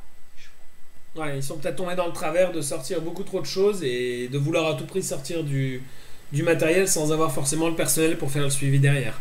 Ouais. Quand on téléphone à un service clientèle qui vous dit allez voir sur le site, je dis ben j'en viens du site. Mm. Je cherchais comment ça s'appelle, un kit main libre. Impossible de trouver sur le site. Alors je téléphone service clientèle, il me dit allez voir sur le site. Je dis ben j'en viens, j'ai le numéro de référence et tout. Ah bah je peux rien faire, j'ai le même site que vous. Oui. Bah, alors ça par contre c'est le problème. Alors oui, Samsung est spécialiste là-dedans, mais c'est le problème un petit peu de tous les suivis, tous les supports en ligne. Il y en a rarement qui sont très très très compétents. Hein. Alors écoute, j'ai eu affaire à Amazon, c'est top niveau. Hein. Ah, mais Amazon, oui, mais Amazon n'est pas une marque, c'est un revendeur. Leur but c'est d'être le plus compétent possible.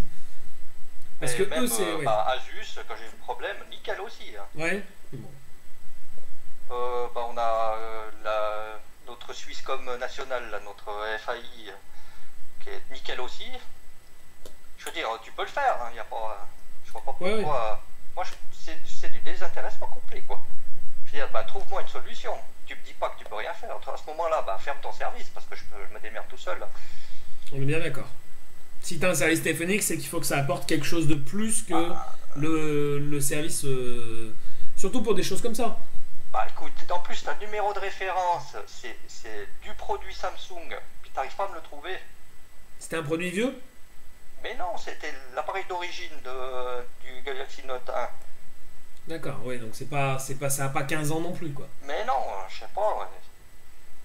Alors il y a ça, après t'attends des mises à jour, tu vois qu'elles arrivent un peu dans tous les pays, sauf chez nous. Bon, ça sera peut-être bridé par notre fournisseur aussi, mais bon, ça fait caquer quoi.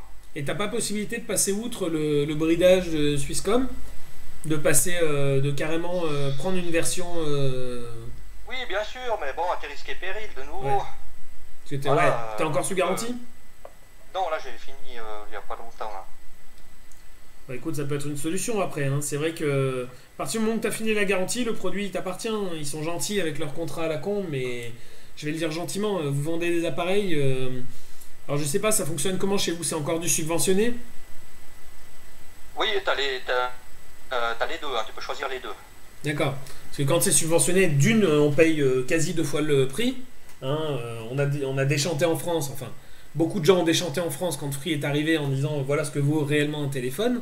Mais les gens se rendent pas compte à quel point ils payent cher un téléphone, subventionné, bridé à mort avec une surcouche qui en plus alourdit le téléphone et qui empêche les mises à jour constructeurs. C'est surtout ça. C'est que là tu te retrouves toi avec un Note 1 qui est un bon produit, qui a déjà eu... T'as combien de versions de retard? Au moins 2? J'en suis à la 4.04 alors qu'ils en sont à la 4.3. Ouais. Ils ont la 4.1, la 4.2, la 4.3. Ouais, t'as au moins deux versions de retard. Ouais. Donc toutes les évolutions, gestion de la batterie, gestion de la sécurité, tout ça, tu les as pas. Bah non. Et tout ça à cause de ton fournisseur qui en plus t'a fait payer ton téléphone plus cher.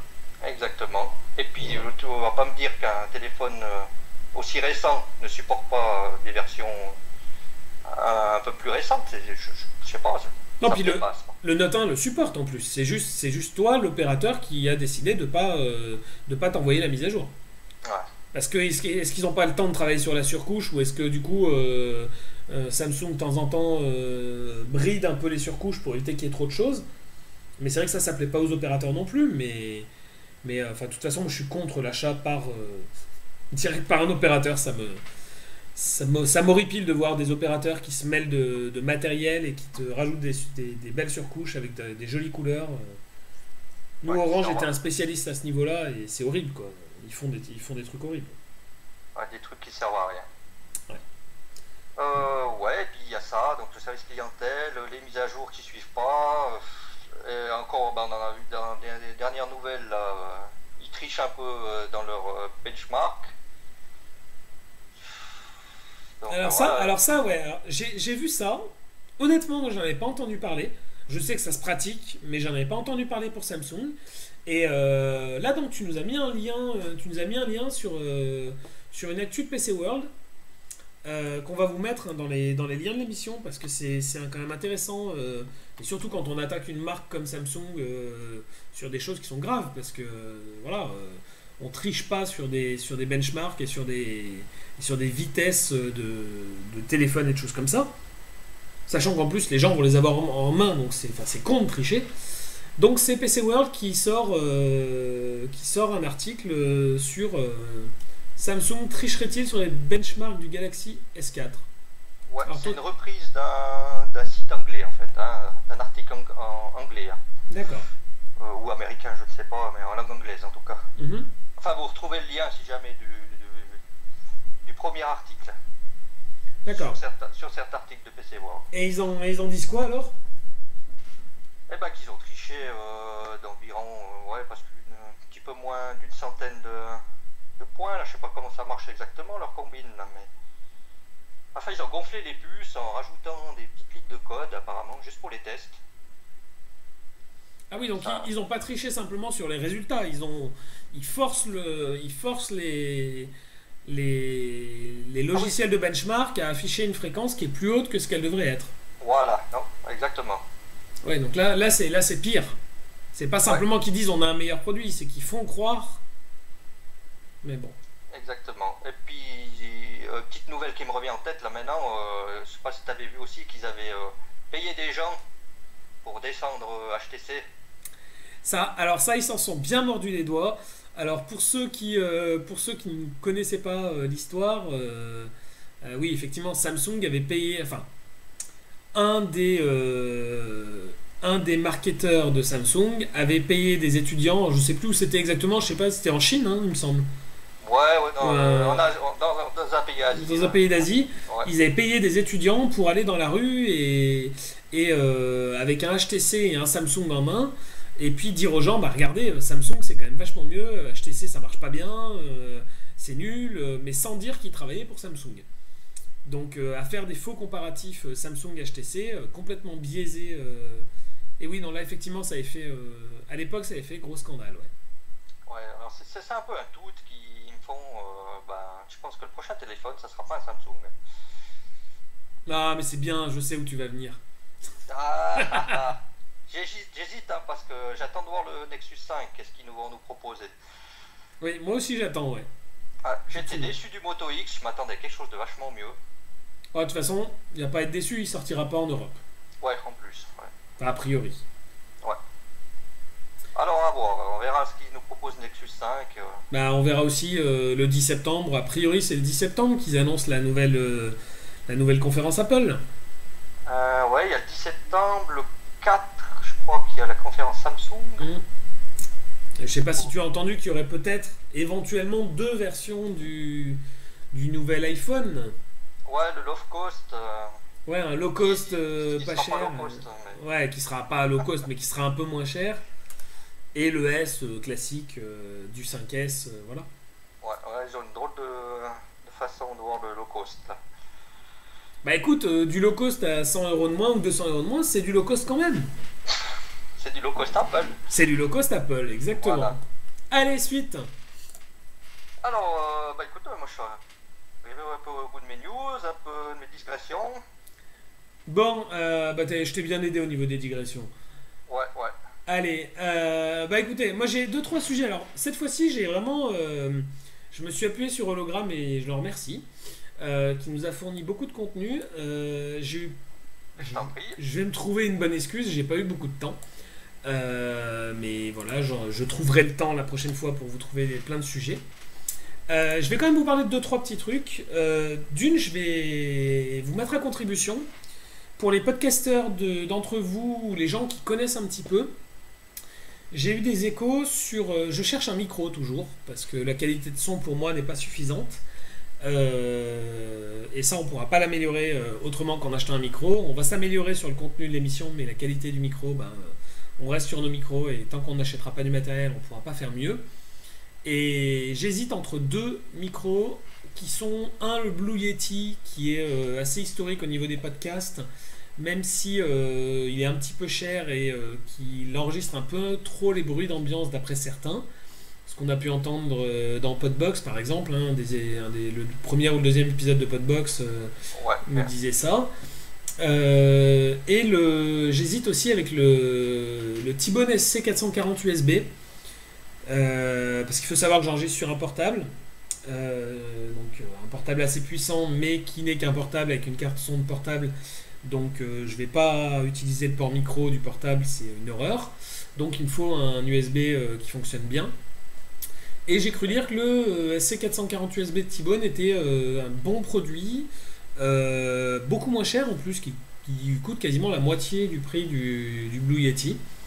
Donc j'aimerais bien avoir vos retours, s'il y en a un ou deux qui peuvent m'envoyer un petit mail à lgpgeek@gmail.com ou même dans les commentaires de l'émission hein, sur lgpgeek.net.fr.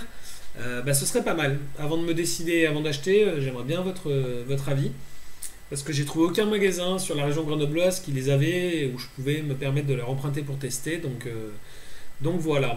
Un appel d'ailleurs aussi s'il y a des poditeurs dans la région grenobloise ou autour du lac Léman qui seraient en mesure de nous prêter un micro ou même de venir assister à un enregistrement pour pouvoir nous faire essayer leur micro. Avec grand plaisir, on vous accueille, on vous paye le café et puis peut-être même les petits biscuits, allez, si vous êtes sage. Voilà. Pour revenir sur une petite news, tu nous avais parlé rapidement d'un service qui s'appelait U-Books. Ouais.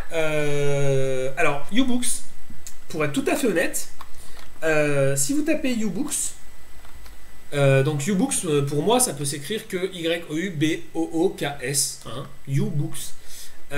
Si vous tapez comme ça, vous allez tomber sur un site porno. Ah non, c'est pas tout à fait ça, non. Voilà. Donc, U-Books ne s'écrit pas comme ça. U-Books s'écrit Y-O-U-B-O-O-X. Voilà. Et là, du coup, c'est plus du tout un site porno. On mettra pas le lien du site porno. Hein. On mettra pas le lien du site porno, vous le trouverez tout seul comme des grands. Voilà. Écoute, tu veux en parler ou tu veux que je leur en parle? Pas du site porno, hein, de U-Books. Je dirais 2-3 mots. J'ai testé la version web, hein, gratuite. Ouais, pareil. J'ai trouvé les bouquins que je cherchais. Donc tout va bien. Écoute, moi j'allais dire après, allez voir. Parce que l'inscription de base est gratuite. C'est-à-dire que vous mettez un mail, un nom, un prénom, comme d'hab, hein, 2-3 renseignements. Vous vous connectez, vous avez accès à pas mal de bouquins. Je ne sais pas combien il y en a, mais il y en a quand même un bon petit paquet gratuitement. Ouais, il y a 6000 éditeurs, plus des BD. Oui, mais alors voilà, après je pense qu'il y en a beaucoup dans la partie premium. Ça, on en parlera très rapidement parce que pour moi ça n'a pas lieu d'être. Gratuitement, il y a pas mal de choses. Je vais voir directement, parce que j'en suis un, je vais voir dans la section Geeks. Il y a pas mal de bouquins intéressants sur le développement, sur les photos, sur les médias sociaux, sur les bases de données, sur voilà. Des bouquins du site du zéro. Voilà, les bouquins du site du zéro par exemple. Alors maintenant, est-ce qu'on est sûr qu'ils soient bien rétribués? Parce que le site du zéro, c'est vraiment des gens que je respecte profondément. Ils ont apporté beaucoup au niveau du tutoriel sur Internet. Et ça me ferait vraiment mal qu'ils ne soient pas rétribués sur ce genre de choses. Donc il y a beaucoup de leurs bouquins qui se retrouvent sur ce site. Et j'espère qu'ils sont rétribués là-dessus correctement. Parce qu'ils le méritent. D'autre part, les bouquins sont sur ce site, je trouve, d'une très mauvaise qualité. C'est-à-dire que pour être franc, c'est pas du PDF, c'est pas du fichier texte, c'est de l'image. Et c'est de l'image qui en plus est petite et relativement mal scannée. C'est-à-dire qu'on va se retrouver avec des lettres qui sont pas belles. Alors sur un petit écran, on verra pas trop la différence. Mais moi qui suis sur un grand écran, j'aime bien prendre mes aises pour lire et c'est vraiment pas agréable. La lecture est vraiment pas agréable. J'ai lu 3 pages, je me suis arrêté après. Ouais, c'est vrai que c'est pas extraordinaire, mais il faudrait pouvoir tester sur iPad, il y a l'application. Voilà, voir donc un peu ce que ça donne comme différence. Donc à voir sur iPad, je testerai ça, je vais récupérer un iPad là le week-end prochain, j'en aurai un dans les mains, je ferai le test dessus. Mais en tout cas, pas convaincu du tout au niveau qualité. Après, au niveau contenu, il y a des choses, il y a beaucoup de bouquins à la con, on va dire, hein, qu'on retrouve un peu partout. Il y a beaucoup de vieux coucous. Il y a des bouquins, il y a les coquins. Voilà, donc je sais que beaucoup d'entre vous vont aller directement télécharger le Kama Sutra. Il y est, donc allez voir, il n'y a pas de problème. Et après, vous avez pour la partie premium un abonnement à 9,99 par mois. D'une sans publicité et de deux avec un contenu premium qui est largement étendu visiblement et évidemment sans engagement. Voilà. Avec un intérêt. La possibilité de lire sans connexion. Voilà, c'est là où je voulais en venir. Très bien, c'est exactement ça. Pardon. Non, mais oui, non, mais t'as raison, c'est le mode hors connexion qui permet d'avoir pour le coup un vrai bouquin, quoi. Un bouquin, on n'a pas besoin d'avoir une connexion pour lire un bouquin. Voilà, sur YouBook, j'ai pas plus à dire. Pour moi, c'est une déception pour l'instant. Je pense qu'ils reverront un peu leur copie au niveau de la qualité parce que c'est un peu ce qui se dit un peu partout. Bah écoute, d'après, si tu vois sur le site, ils ont réussi à lever pas mal de fonds là. Ouais. Alors peut-être ça va s'améliorer. Hein. Oui, non mais c'est. Enfin, l'idée à la base est bonne. Oui, je trouve c'est sympa. Si ça vient aussi fourni que Spotify dans la musique, voilà. Ça peut être vraiment intéressant quoi. Après, ça va se placer dans la lignée des audible.fr, je sais pas si tu connais. Pas du tout, non. Voilà, audible.fr qui est un service de livres lus. C'est-à-dire de livres audio. Ah, d'accord. Okay. Voilà, donc c'est un bouquin qui est lu par des lecteurs enregistrés et lus. Et très intéressant en voiture. Moi, quand je fais du ski ou des choses comme ça, j'aime bien. J'écoute un bouquin. Au lieu de lire un bouquin, je l'écoute. Ça permet de se plonger dans un univers avant de s'endormir ou quoi. T'as pas besoin de lumière, c'est plus reposant. C'est un truc de feignant, mais c'est vrai que sur certains bouquins, c'est intéressant. Et c'est le même principe. C'est le même principe. C'est un peu plus cher pour Audible au niveau de l'abonnement, mais sur le principe, c'est. De toute façon, on arrive sur du dématérialisé, donc il va falloir s'y mettre, hein, que ce soit pour de la musique, pour du film, pour des bouquins. Je pense qu'ils en sont tous conscients. Voilà, et puis là, ils sont pas tombés dans les travers de l'abonnement à 30 € par mois engagé sur 10 ans. C'est du 10 € par mois, on se désengage quand on veut. Voilà, donc bon, allez. Mettez 10 € dessus, allez tester la version premium, regardez tout ce qu'il y a, et puis ça peut être intéressant. Ouais, mets-nous le lien. Oui. Dans le billet, ça serait pas mal. Ouais, je vais vous mettre le lien sur YouBooks. Donc voilà. Pour l'instant, pour moi, la copie est à revoir, mais l'idée est super bonne. Ouais. Voilà. Ensuite, je vais vous parler d'un truc, alors, de façon très très très rapide, de développement web. Donc là, pour le coup, ça devient technique. Voilà. Pour le coup, je vais en perdre certains. Non, je voulais parler d'un petit framework HTML, CSS. Je vais pas m'étendre dessus sur ce qu'est un framework CSS, HTML. C'est juste des petits bouts de code qui permet de simplifier le développement d'un site internet à la base, pour éviter de partir from scratch, de zéro, quoi, pour éviter de partir de zéro et de tout créer de A à Z. Un framework qui s'appelle Ink, INK, donc le lien c'est ink.sapo.pt, je vous mettrai le lien pareil, qui simplifie, à l'instar des autres, hein, on a d'autres frameworks qui s'appellent 960, qui s'appellent le framework le Twitter Bootstrap et autres. Une gestion simplifiée des colonnes, il n'est pas trop lourd, il est simple à mettre en œuvre, il a aussi des polices d'icônes, il a aussi voilà. Il gère une petite partie du JavaScript des jQuery. Voilà, il va vous simplifier la vie pour même pas forcément pour les débutants, hein, je dirais même pour les développeurs et graphistes confirmés, et surtout pour les développeurs qui bossent avec des graphistes. Par exemple, pour se définir une ligne de base en disant toi tu es graphiste, tu vas aller voir le client et tu vas bosser avec lui sur le graphisme. Voilà simplement les contraintes que tu vas respecter au niveau des colonnes d'entête, des colonnes de contenu et des colonnes de pied de page. Et puis à partir de là, tu pourras bien mettre ce que tu veux dedans. Moi, mon code, il sera prêt à accueillir ton graphisme. Et voilà, donc comme ça, les deux peuvent travailler main dans la main. On n'attend pas le graphiste pour avancer sur le truc et lui dire à la fin que c'est plus possible à cause de tel ou tel problème. Voilà, donc ça c'était le petit framework Ink que j'ai découvert grâce au blog de Corben. Très bon blog. Ouais, très très bon blog et voilà, alors lui je sais pas où il l'avait découvert, mais certainement pas en tapant ink.sapo.pt parce que c'est une adresse improbable. Mais non, mais franchement voilà, c'est assez sympa. J'ai bossé un petit peu avec, Mais j'ai pas approfondi Toujours plus que ça. Mais... des trucs bizarres. Voilà, il a toujours plein de choses, et c'est ce que je disais dans le premier épisode, que le Corben, pas très loquace, il fait pas 50 articles par jour, mais par contre, toujours pertinent sur plein de sujets. Continuez à aller voir son blog corben.info, je vous mettrai le lien. Donc, après Inc, je vais vous parler de trois petites choses. Je vous mettrai les liens, et je vais vous mettre des liens Amazon directement. Je vous en ai parlé dans le premier épisode, ou peut-être dans le deuxième, dans le premier il me semble, que j'allais vous mettre des liens sponsorisés, donc sur Amazon. Je vous parlerai pas de bouquins, de choses, de séries ou d'autres pour mettre des liens, mais là c'est vraiment ces trois trucs qui m'ont intéressé.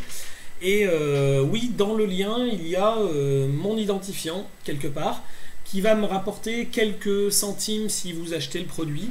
Et ces centimes seront réinvestis et intégralement, et je pourrais même vous en fournir un justificatif, dans l'achat de matériel pour le podcast, de matériel ou de logiciels ou de choses à tester, que ce soit pour Hologramme ou pour moi. Preuve en est que chez Amazon, il y a deux façons d'être partenaire. C'est soit une façon financière, c'est-à-dire qu'ils font un virement ou un chèque, soit par bon d'achat. Et moi j'ai choisi bon d'achat parce que je ne compte pas récupérer d'argent sur ce que vous dépensez. Voilà, donc le produit vous coûtera le même prix que vous l'achetiez avec le lien que je vous fournis ou tout seul sur Amazon en tapant la recherche. Maintenant, libre à vous, si vous voulez nous donner un petit coup de pouce, on ne vend pas de produits, mais s'il y a un des trucs qu'on vous présente qui vous intéresse, et éventuellement, cliquez sur le lien sur le blog lgpgeek.natnet.fr, et puis ça nous donnera un petit coup de main pour acheter du matos. Donc, ouais. Dis-moi. Oui, très bonne idée. Voilà. Non, parce que c'est vrai que voilà, on n'arrête pas de parler de plein de choses qu'on a envie d'acheter, et on est comme tout le monde, hein, on travaille, on n'est pas tous rentiers. Donc même si on vit en Suisse, il y a des riches. On a les mêmes problèmes partout. Hein. Il faut bosser. Il faut bosser. Il n'y a pas de miracle. Donc je vais vous parler, je vais encore en perdre certains, mais restez, même ceux qui ne sont pas très techniques, restez, parce que la dernière info vous plaira à la plupart d'entre vous, je pense. Je vous parle de deux bouquins rapidement. Un bouquin qui s'appelle Responsive Design, Responsive Web Design, collection Errols, c'est le numéro 4, donc faites bien attention au numéro parce que ça fait souvent, c'est les différentes versions. Donc c'est un bouquin qui coûte une douzaine d'euros, un petit peu moins de 12 euros chez Amazon. Je vous mets le lien. Donc le Responsive Design, qu'est-ce que c'est ? C'est une méthode absolument indispensable maintenant pour programmer son site internet pour qu'il soit visible sur les différents types de périphériques. Parce que maintenant, Internet se consulte plus uniquement sur Chrome, sur son navigateur de son ordinateur 21 pouces. Ça se consulte sur un 21 pouces, sur un 14, sur un 28, sur un 30 pouces, sur un 45 pouces un téléviseur, sur un 8 pouces une tablette, sur un 5 pouces un téléphone. Et pour tout ça, il faut avoir une programmation qui soit qui a été conçue pour. Hein. Vous avez tous passé des longues minutes à lire un petit article sur un blog à la con qui n'avait pas de responsive design et qui où vous étiez en train de zoomer et de passer d'une ligne à une autre en slidant avec votre doigt comme un acharné. Il y a des sites, c'est une catastrophe. Voilà, donc le but maintenant c'est de créer du contenu qui soit le plus adapté possible automatiquement je dis bien, qu'on n'ait pas besoin de cliquer sur une version mobile ou machin ou truc, que la version mobile contienne autant d'informations que la version web et pas une information minimum, c'est aussi très important. Et le responsive design sert à ça, sert à identifier sur quel, grâce à des media queries, donc à des petites lignes de code, sert à identifier sur quel média on va afficher le contenu et à placer le contenu, en enlever éventuellement si on veut, mais surtout à placer le contenu de façon différente en fonction qu'on se trouve sur une tablette, sur un PC, sur un Retina, pourquoi pas, voilà. Donc, ce bouquin, donc Responsive Web Design, aux éditions Errol, il est beau, en plus d'être utile. Il est beau, il est extrêmement bien illustré. Il est chaud. Il est beau, il est chaud, il sent bon. Non, mais c'est vrai qu'on a tendance, et le deuxième dont je vais vous parler, c'est encore mieux. on a tendance à oublier que nous, les webmasters et web designers et autres infographistes, on utilise beaucoup les tutoriels sur Internet quand on a besoin d'avoir un renseignement. Mais on est aussi adepte, on a tous ou presque une bibliothèque immense avec des super ouvrages dont on ne se sert plus, mais qu'on a eu à une époque qui nous ont beaucoup servi. Et celui-là, on fera partie chez moi parce que il part des bases jusqu'aux fonctions les plus avancées du web design responsive. Et, tu m'as dit qu'il était pour les débutants, hein? Ah, il commence au débutant. À partir du moment où quelqu'un sait programmer un site internet, donc a un minimum de connaissances, on va dire au moins HTML et CSS, un minimum de connaissances, voire même quelqu'un qui utilise Dreamweaver ou un autre IDE de programmation. À partir du moment où on sait comment il fait une page internet, on peut déjà utiliser ce genre de bouquin qui est hyper expliqué. Quasi toutes les pages tous les bouts de code sont illustrés avec des exemples précis. Après, avec des exemples qui sont pas forcément utiles tout de suite, mais on retrouve des façons de faire et des façons d'appréhender le responsive qui sont très intéressantes. Voilà. Donc, écoute, peut-être mets-nous un petit lien d'un site qu'on pourrait tester. Oui, et alors d'une, je vais vous mettre le lien vers le bouquin et il y a des copies d'écran et voilà. Et puis de deux, je vais vous mettre le lien vers un des sites, parce qu'il y a un site, alors je sais plus, j'ai pas l'adresse, je vous mettrai le lien vers un des sites qui est en exemple dans le bouquin qui vous montrera si vous avez les trois périphériques. Voilà, ça sera plus parlant. Ouais, ce sera plus parlant. Exactement. D'autre part, autre bouquin. Je vais aller très vite dessus parce que là, c'est vraiment réservé à un certain type de personnes. Je vais vous parler d'un livre qui s'appelle Adobe Edge Animate, créer des animations HTML5. Un bouquin de micro-applications, collection 100% visuelle. Donc c'est un bouquin où 2/3 de la page est prise par une photo, un petit tiers par, on va dire moitié photo et moitié texte, sur Edge Animate, qui est un des nouveaux petits logiciels d'Adobe, gratuit 30 jours comme d'hab, et sinon sous licence, comme j'en ai parlé dans le podcast la dernière fois. Je peux maintenant m'éclater avec Adobe parce que j'ai eu ma licence formateur, donc j'ai une licence à 20 € par mois, et ce qui fait que je peux enfin m'éclater avec tous les logiciels d'Adobe. Ah, mais ça c'est intéressant, tu peux me mettre étudiant chez toi alors. Bah non, malheureusement j'ai pas d'école. J'ai ma licence de formateur, mais je n'ai pas d'école à moi.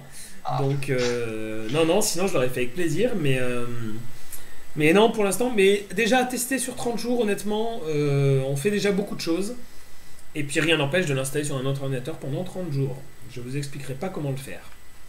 Voilà. Mais le tuto sur le blog. Bien sûr. Hein, vous viendrez me porter des oranges après, messieurs. Voilà. Donc non, ce bouquin pour les gens qui s'intéressent à l'animation, justement pas Flash, parce que ras-le-bol d'avoir des superbes animations qui sont pas visibles sur nos téléphones et sur nos tablettes. Donc, tu veux pas l'envoyer à Club Pingouin? Je sais pas si tu connais Club Pingouin. Non. Mais il est encore un peu jeune, ton petit. Tu verras, il y viendra. C'est un espèce de petit réseau social, un petit jeu sur Internet. Ouais. Tu customises un pingouin. Bon, évidemment, tu dois t'abonner et tout. D'accord. Et puis, tout leur site est fait en Flash. Mais tout. D'accord. Alors c'est magnifique, tu peux pas jouer sur une tablette. Je suis dessus, oui, effectivement, c'est absolument que du Flash. C'est de la merde. Non, alors non, moi je dirais pas ça. Le Flash a apporté à Internet quelque chose d'essentiel, c'est l'interaction sur une page. Ça a apporté le son, ça a aidé à l'ajout des vidéos, ça a aidé à animer les pages, un peu trop à mon goût sur certains sites, mais c'est pas grave. Le Flash a beaucoup apporté. Le problème principal, c'est que Adobe n'a jamais voulu créer de version mobile performante pour Flash. Voilà, c'est tout. C'est l'unique problème. À mon avis, ils ont loupé un virage là. Ils ont loupé un virage, mais à la fois ils se sont rattrapés un peu aux branches. avec justement Edge Animate, qui est un dérivé pour ceux qui connaissent Flash, hein, c'est un dérivé du Flash, on retrouve les mêmes outils à l'intérieur quasiment, un petit peu moins performant, mais on retrouve quand même beaucoup de choses. Ça permet de créer des animations en pur HTML5, JavaScript et CSS3, donc compatible tablette, smartphone, PC, de bureau, voilà, avec des sons, des vidéos, des animations enfin, des animations imbriquées, des animations de dégradés de couleurs, enfin de tout ce qu'on peut imaginer en animation. On peut se retrouver quasiment avec la même qualité d'animation que sur Flash. Je dois vous avouer que je ne suis pas un spécialiste de l'animation pour les sites. Je suis en train de m'y mettre et c'est justement pour ça que j'ai acheté ce bouquin. J'obtiens des très bons résultats pour l'instant et bon, c'est pour ça que je vous le recommande. Il est vraiment, vraiment hyper intéressant. Je pense qu'on arrive vite au bout, par contre. Il a beau faire 250 pages, on arrive vite au bout et c'est pas d'un niveau très élevé. Mais pour débuter, je pense que c'est quelque chose de... Voilà. Un très bel ouvrage pour débuter. Donc je vous répète, il s'appelle 100% visuel, Adobe Edge Animate, crée des animations HTML5 aux éditions Micro Applications. Voilà. Ça a l'air intéressant. Et ben écoute, dès que je l'aurai terminé, éventuellement je te l'enverrai ou je te le passerai à l'occasion d'une rencontre et tu pourras t'y mettre et tu verras que ouais, l'animation pour internet ça peut faire très sapin de Noël, mais ça peut être aussi très sympa et très joli. Ouais. Maintenant, je vais vous parler d'un truc.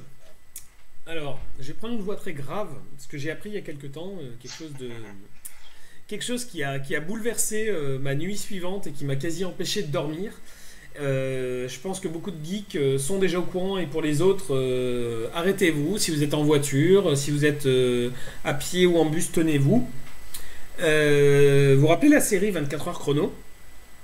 Hein, je pense que quasiment tout le monde l'a regardé, a regardé les 8 saisons. Où quasiment toutes les saisons étaient extrêmement prenantes de A à Z et où on avait du mal à s'en détacher. Et ben 24 heures chrono revient. Et c'est plus une rumeur, c'est du vrai de vrai, c'est signé, c'est acté, les scénarios sont en cours d'élaboration, le tournage commencera sous peu, et la série sortira aux États-Unis et donc en téléchargement illégal en France en mai 2014, voire même peut-être sur certaines plateformes de téléchargement légales. On espère que d'ici là ils se seront mis au bout du jour et qu'on ne sera pas obligé de faire envoyer des DVD par nos copains aux États-Unis pour pouvoir le voir en live. Donc 24 heures chrono, la saison 9 sort avec la particularité.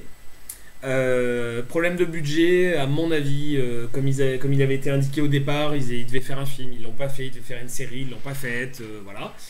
Avec une grosse particularité, c'est qu'il n'y aura que 12 épisodes au lieu de 24. La série continuera à se passer en temps réel.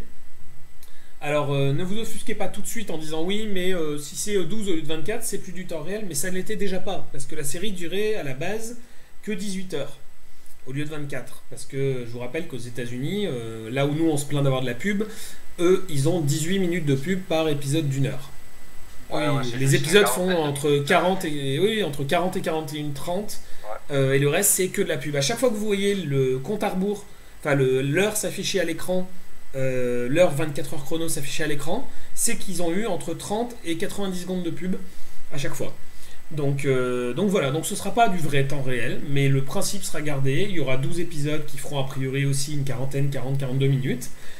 Et on va se retrouver avec un format sûrement un peu plus speed, sûrement avec quelques longueurs en moins, avec voilà, donc pour moi en tout cas c'est une super bonne nouvelle.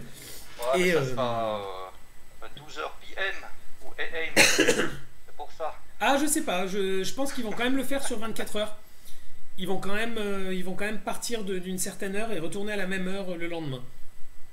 C'est toujours avec c'est toujours avec Kiefer Sutherland, c'est toujours avec les mêmes. Alors je sais pas s'ils ont tous re-signé ou s'ils re-signeront tous, mais en tout cas lui et Jack est là évidemment. Je vois pas l'intérêt d'un 24 sans Jack, hein. Déjà qu'on s'est passé de sa fille et que ça nous a assez manqué, mais voilà. Et donc qu'est-ce que j'ai fait moi quand j'ai entendu ça il y a 15 jours, 3 semaines? Et j'ai voulu regarder 24, et évidemment 24 je l'avais téléchargé en DivX à l'époque, hein, j'avoue. Aïe, aïe, aïe. J'avais téléchargé la première saison et après le reste on m'avait donné. Et je ne les avais plus. Donc qu'est-ce que j'ai fait? Bah, je suis allé sur mon Amazon préféré et je me suis offert le coffret, l'intégrale. Donc là en 3 semaines j'ai regardé 2 saisons déjà. Oh. Oui, oui, non, c'est pour ça que je vous dis que j'ai pas le temps de préparer des sujets, mais en fait je regarde 24 heures Ah, toute la voilà, journée. voilà. Voilà. Non, non, c'est sur le temps autre. Donc, bah, il y a un coffret. Alors, bon, il se la joue à la Amazon, hein. Il ne reste plus que 15 exemplaires en stock. Vous inquiétez pas. Ils vont en refaire, ils vont en recevoir, il n'y a aucun souci. Donc, le coffret des 8 saisons plus le 24 heures rédemption, c'était un petit, enfin, c'était un petit long métrage, on va dire, qui était sorti entre 2 saisons en attente quand il y avait eu la grève des scénaristes, où ils avaient été obligés d'arrêter le tournage d'une saison.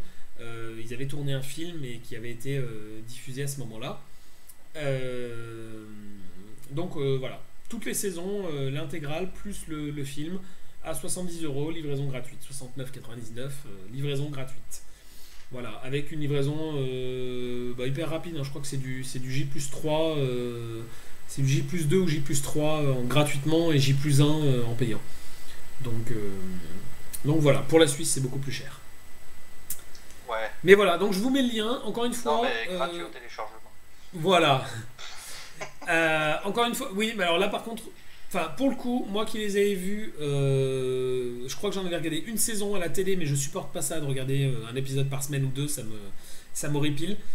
Donc pour les avoir regardés en DivX, honnêtement, c'est qu'une version DVD, parce que j'ai pas trouvé la version Blu-ray, puis ça m'intéressait pas forcément. Mais de les voir en DVD, on redécouvre la série différemment.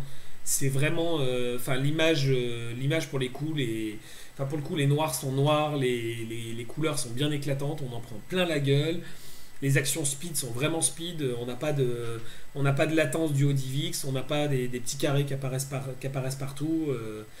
Voilà. Donc là pour le coup, bah, je vous engage, si vous l'avez pas, si vous connaissez pas, j'ose pas imaginer que vous connaissiez pas 24 heures, mais si vous ne connaissez pas 24 heures chrono, voilà, je vous engage à aller retrouver cette série, ou alors ressortez vos vieux DivX ou vos vieux DVD, voire même vos enregistrements télé, parce que c'est passé quand même plusieurs fois. Et donc voilà, diffusion prévue de la saison 9, des 12 épisodes de la saison 9 à partir de mai 2014, donc dans moins d'1 an. Voilà. Moi en tout cas je suis très très très très très impatient, hein. Je vous le cache pas, je suivrai avec une grande attention ce qui va se passer. À Netflix. Mais dès que ce sera légalement possible, je m'abonnerai à Netflix. Oh, mais avec une IP américaine, c'est bon. Oui et non, parce que pour plein de raisons, il faut signer des choses et c'est illégal. Donc faire des choses illégales, on va pas dire que je l'ai jamais fait, que je le ferai jamais, mais moins on en fait, mieux on se porte, quoi. Voilà. Sachant que quand on a, voilà. Prisme t'écoute, fais attention. Non, mais c'est même pas une question de prisme, c'est que quand on a femme et gamin à la maison, tu sais ce que c'est, voilà. Je sais qu'ils en ont rien à foutre que quelqu'un comme nous s'abonne à Netflix, mais je pense que voilà. Il y a des différences entre télécharger et puis. C'est pas faux.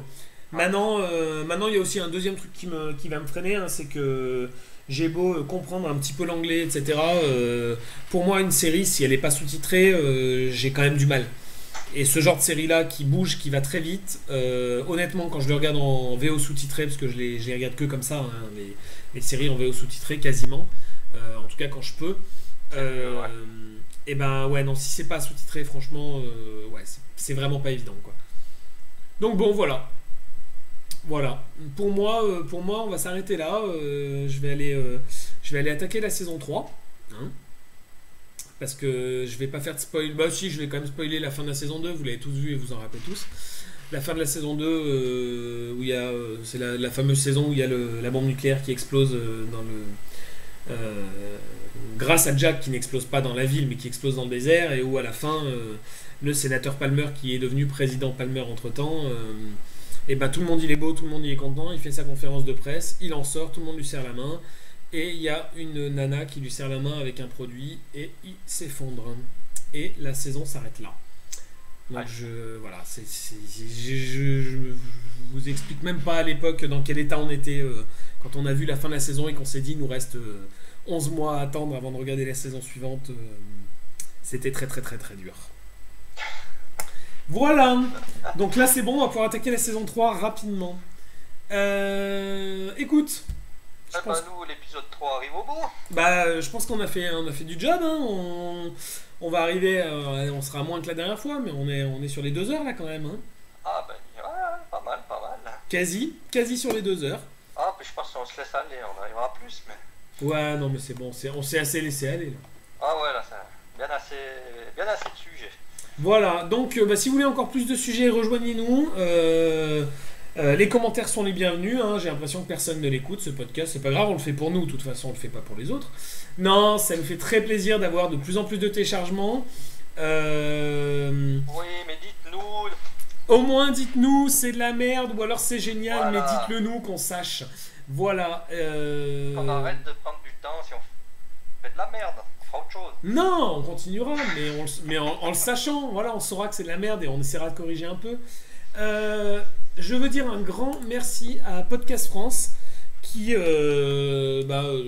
en 24 heures, nous a référencé, nous a fait de la pub sur Twitter régulièrement. Nous fera de la pub de façon quasi automatique. Je crois que c'est leur mode de fonctionnement à la parution des épisodes.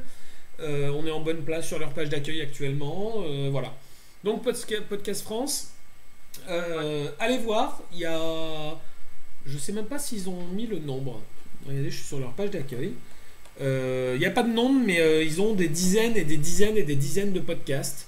Donc voilà, avec des nouveaux podcasts très régulièrement. Podcast Burger Quest qui vient d'arriver, Sinistre Magazine Podcast, c'est un nouveau aussi.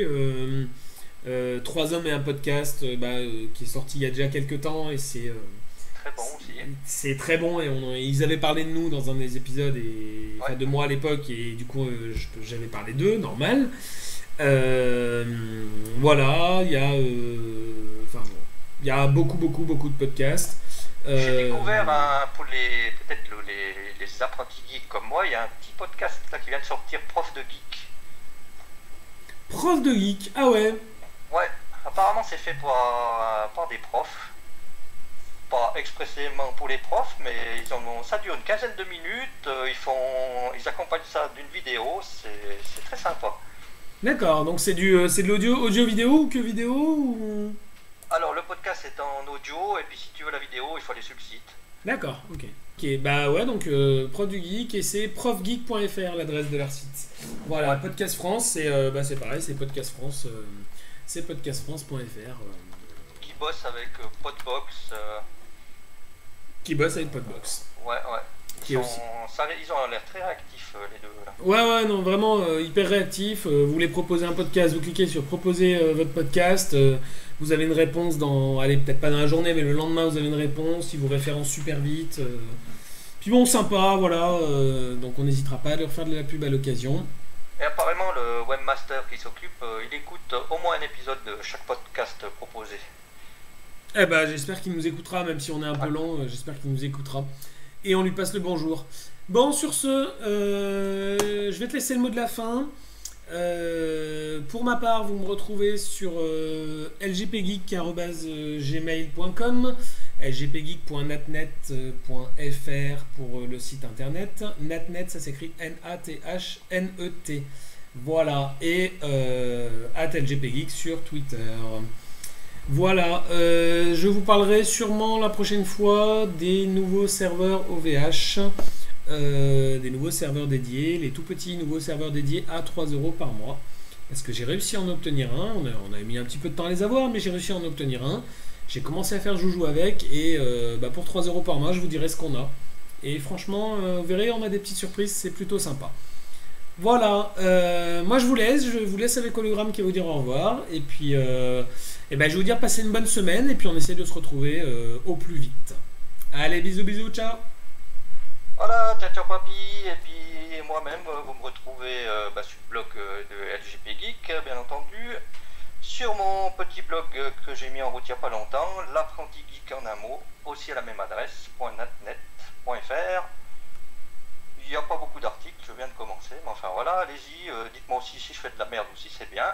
serait sympa. Autrement, je voulais dire, je vais faire un peu mon LTP. Abonnez-vous à notre chaîne YouTube. Laissez-nous 5 étoiles sur iTunes. Non, alors là, je te coupe. Je te coupe. Et d'ailleurs, je m'excuse pour la dernière fois parce que j'ai eu des reproches qui étaient justifiés. Je t'ai beaucoup coupé la dernière fois, donc j'ai essayé moins cette fois-ci. Je te coupe. Ne nous mettez pas 5 étoiles sur iTunes. Mais par contre, allez mettre un certain nombre d'étoiles et un commentaire sur iTunes. Ça, je vous le demande, ce serait sympa de votre part. Vous en mettez 5, vous en mettez une, peu importe. Mais mettez ce que ça mérite. Mais au moins qu'on le sache. Voilà, c'est juste parce que on prend le temps de préparer, on prend le temps d'enregistrer, de mixer, de publier, voilà. On peut pas dire que ça nous coûte de l'argent pour l'instant parce qu'on n'achète pas pour le podcast, mais un petit peu quand même. Mais voilà, ça nous prend du temps à tous les deux. On aime faire ça, mais on aimerait savoir, si, voilà, si concrètement, il faut qu'on continue ou si concrètement il faut qu'on se rhabille et qu'on retourne faire autre chose. Pas qu'on enregistre des habillés. Hein. Loin de là. Ça pourrait être sympa sur la chaîne YouTube. Oui, écoute, je vais te mettre en vidéo et puis moi je vais rester planqué. À poil. Oui, comme dit grand-père, laissez-nous des petites étoiles surtout, dites-nous, comment ça va, si ça vous plaît pas, le son, les sujets, peut-être donnez-nous des idées. Y a pas de souci, on est ouvert, on est là. Alors voilà, je prends congé aussi et je vous remercie de nous avoir écoutés et puis je vous dis à bientôt, numéro 4. Ciao, ciao. Bye bye.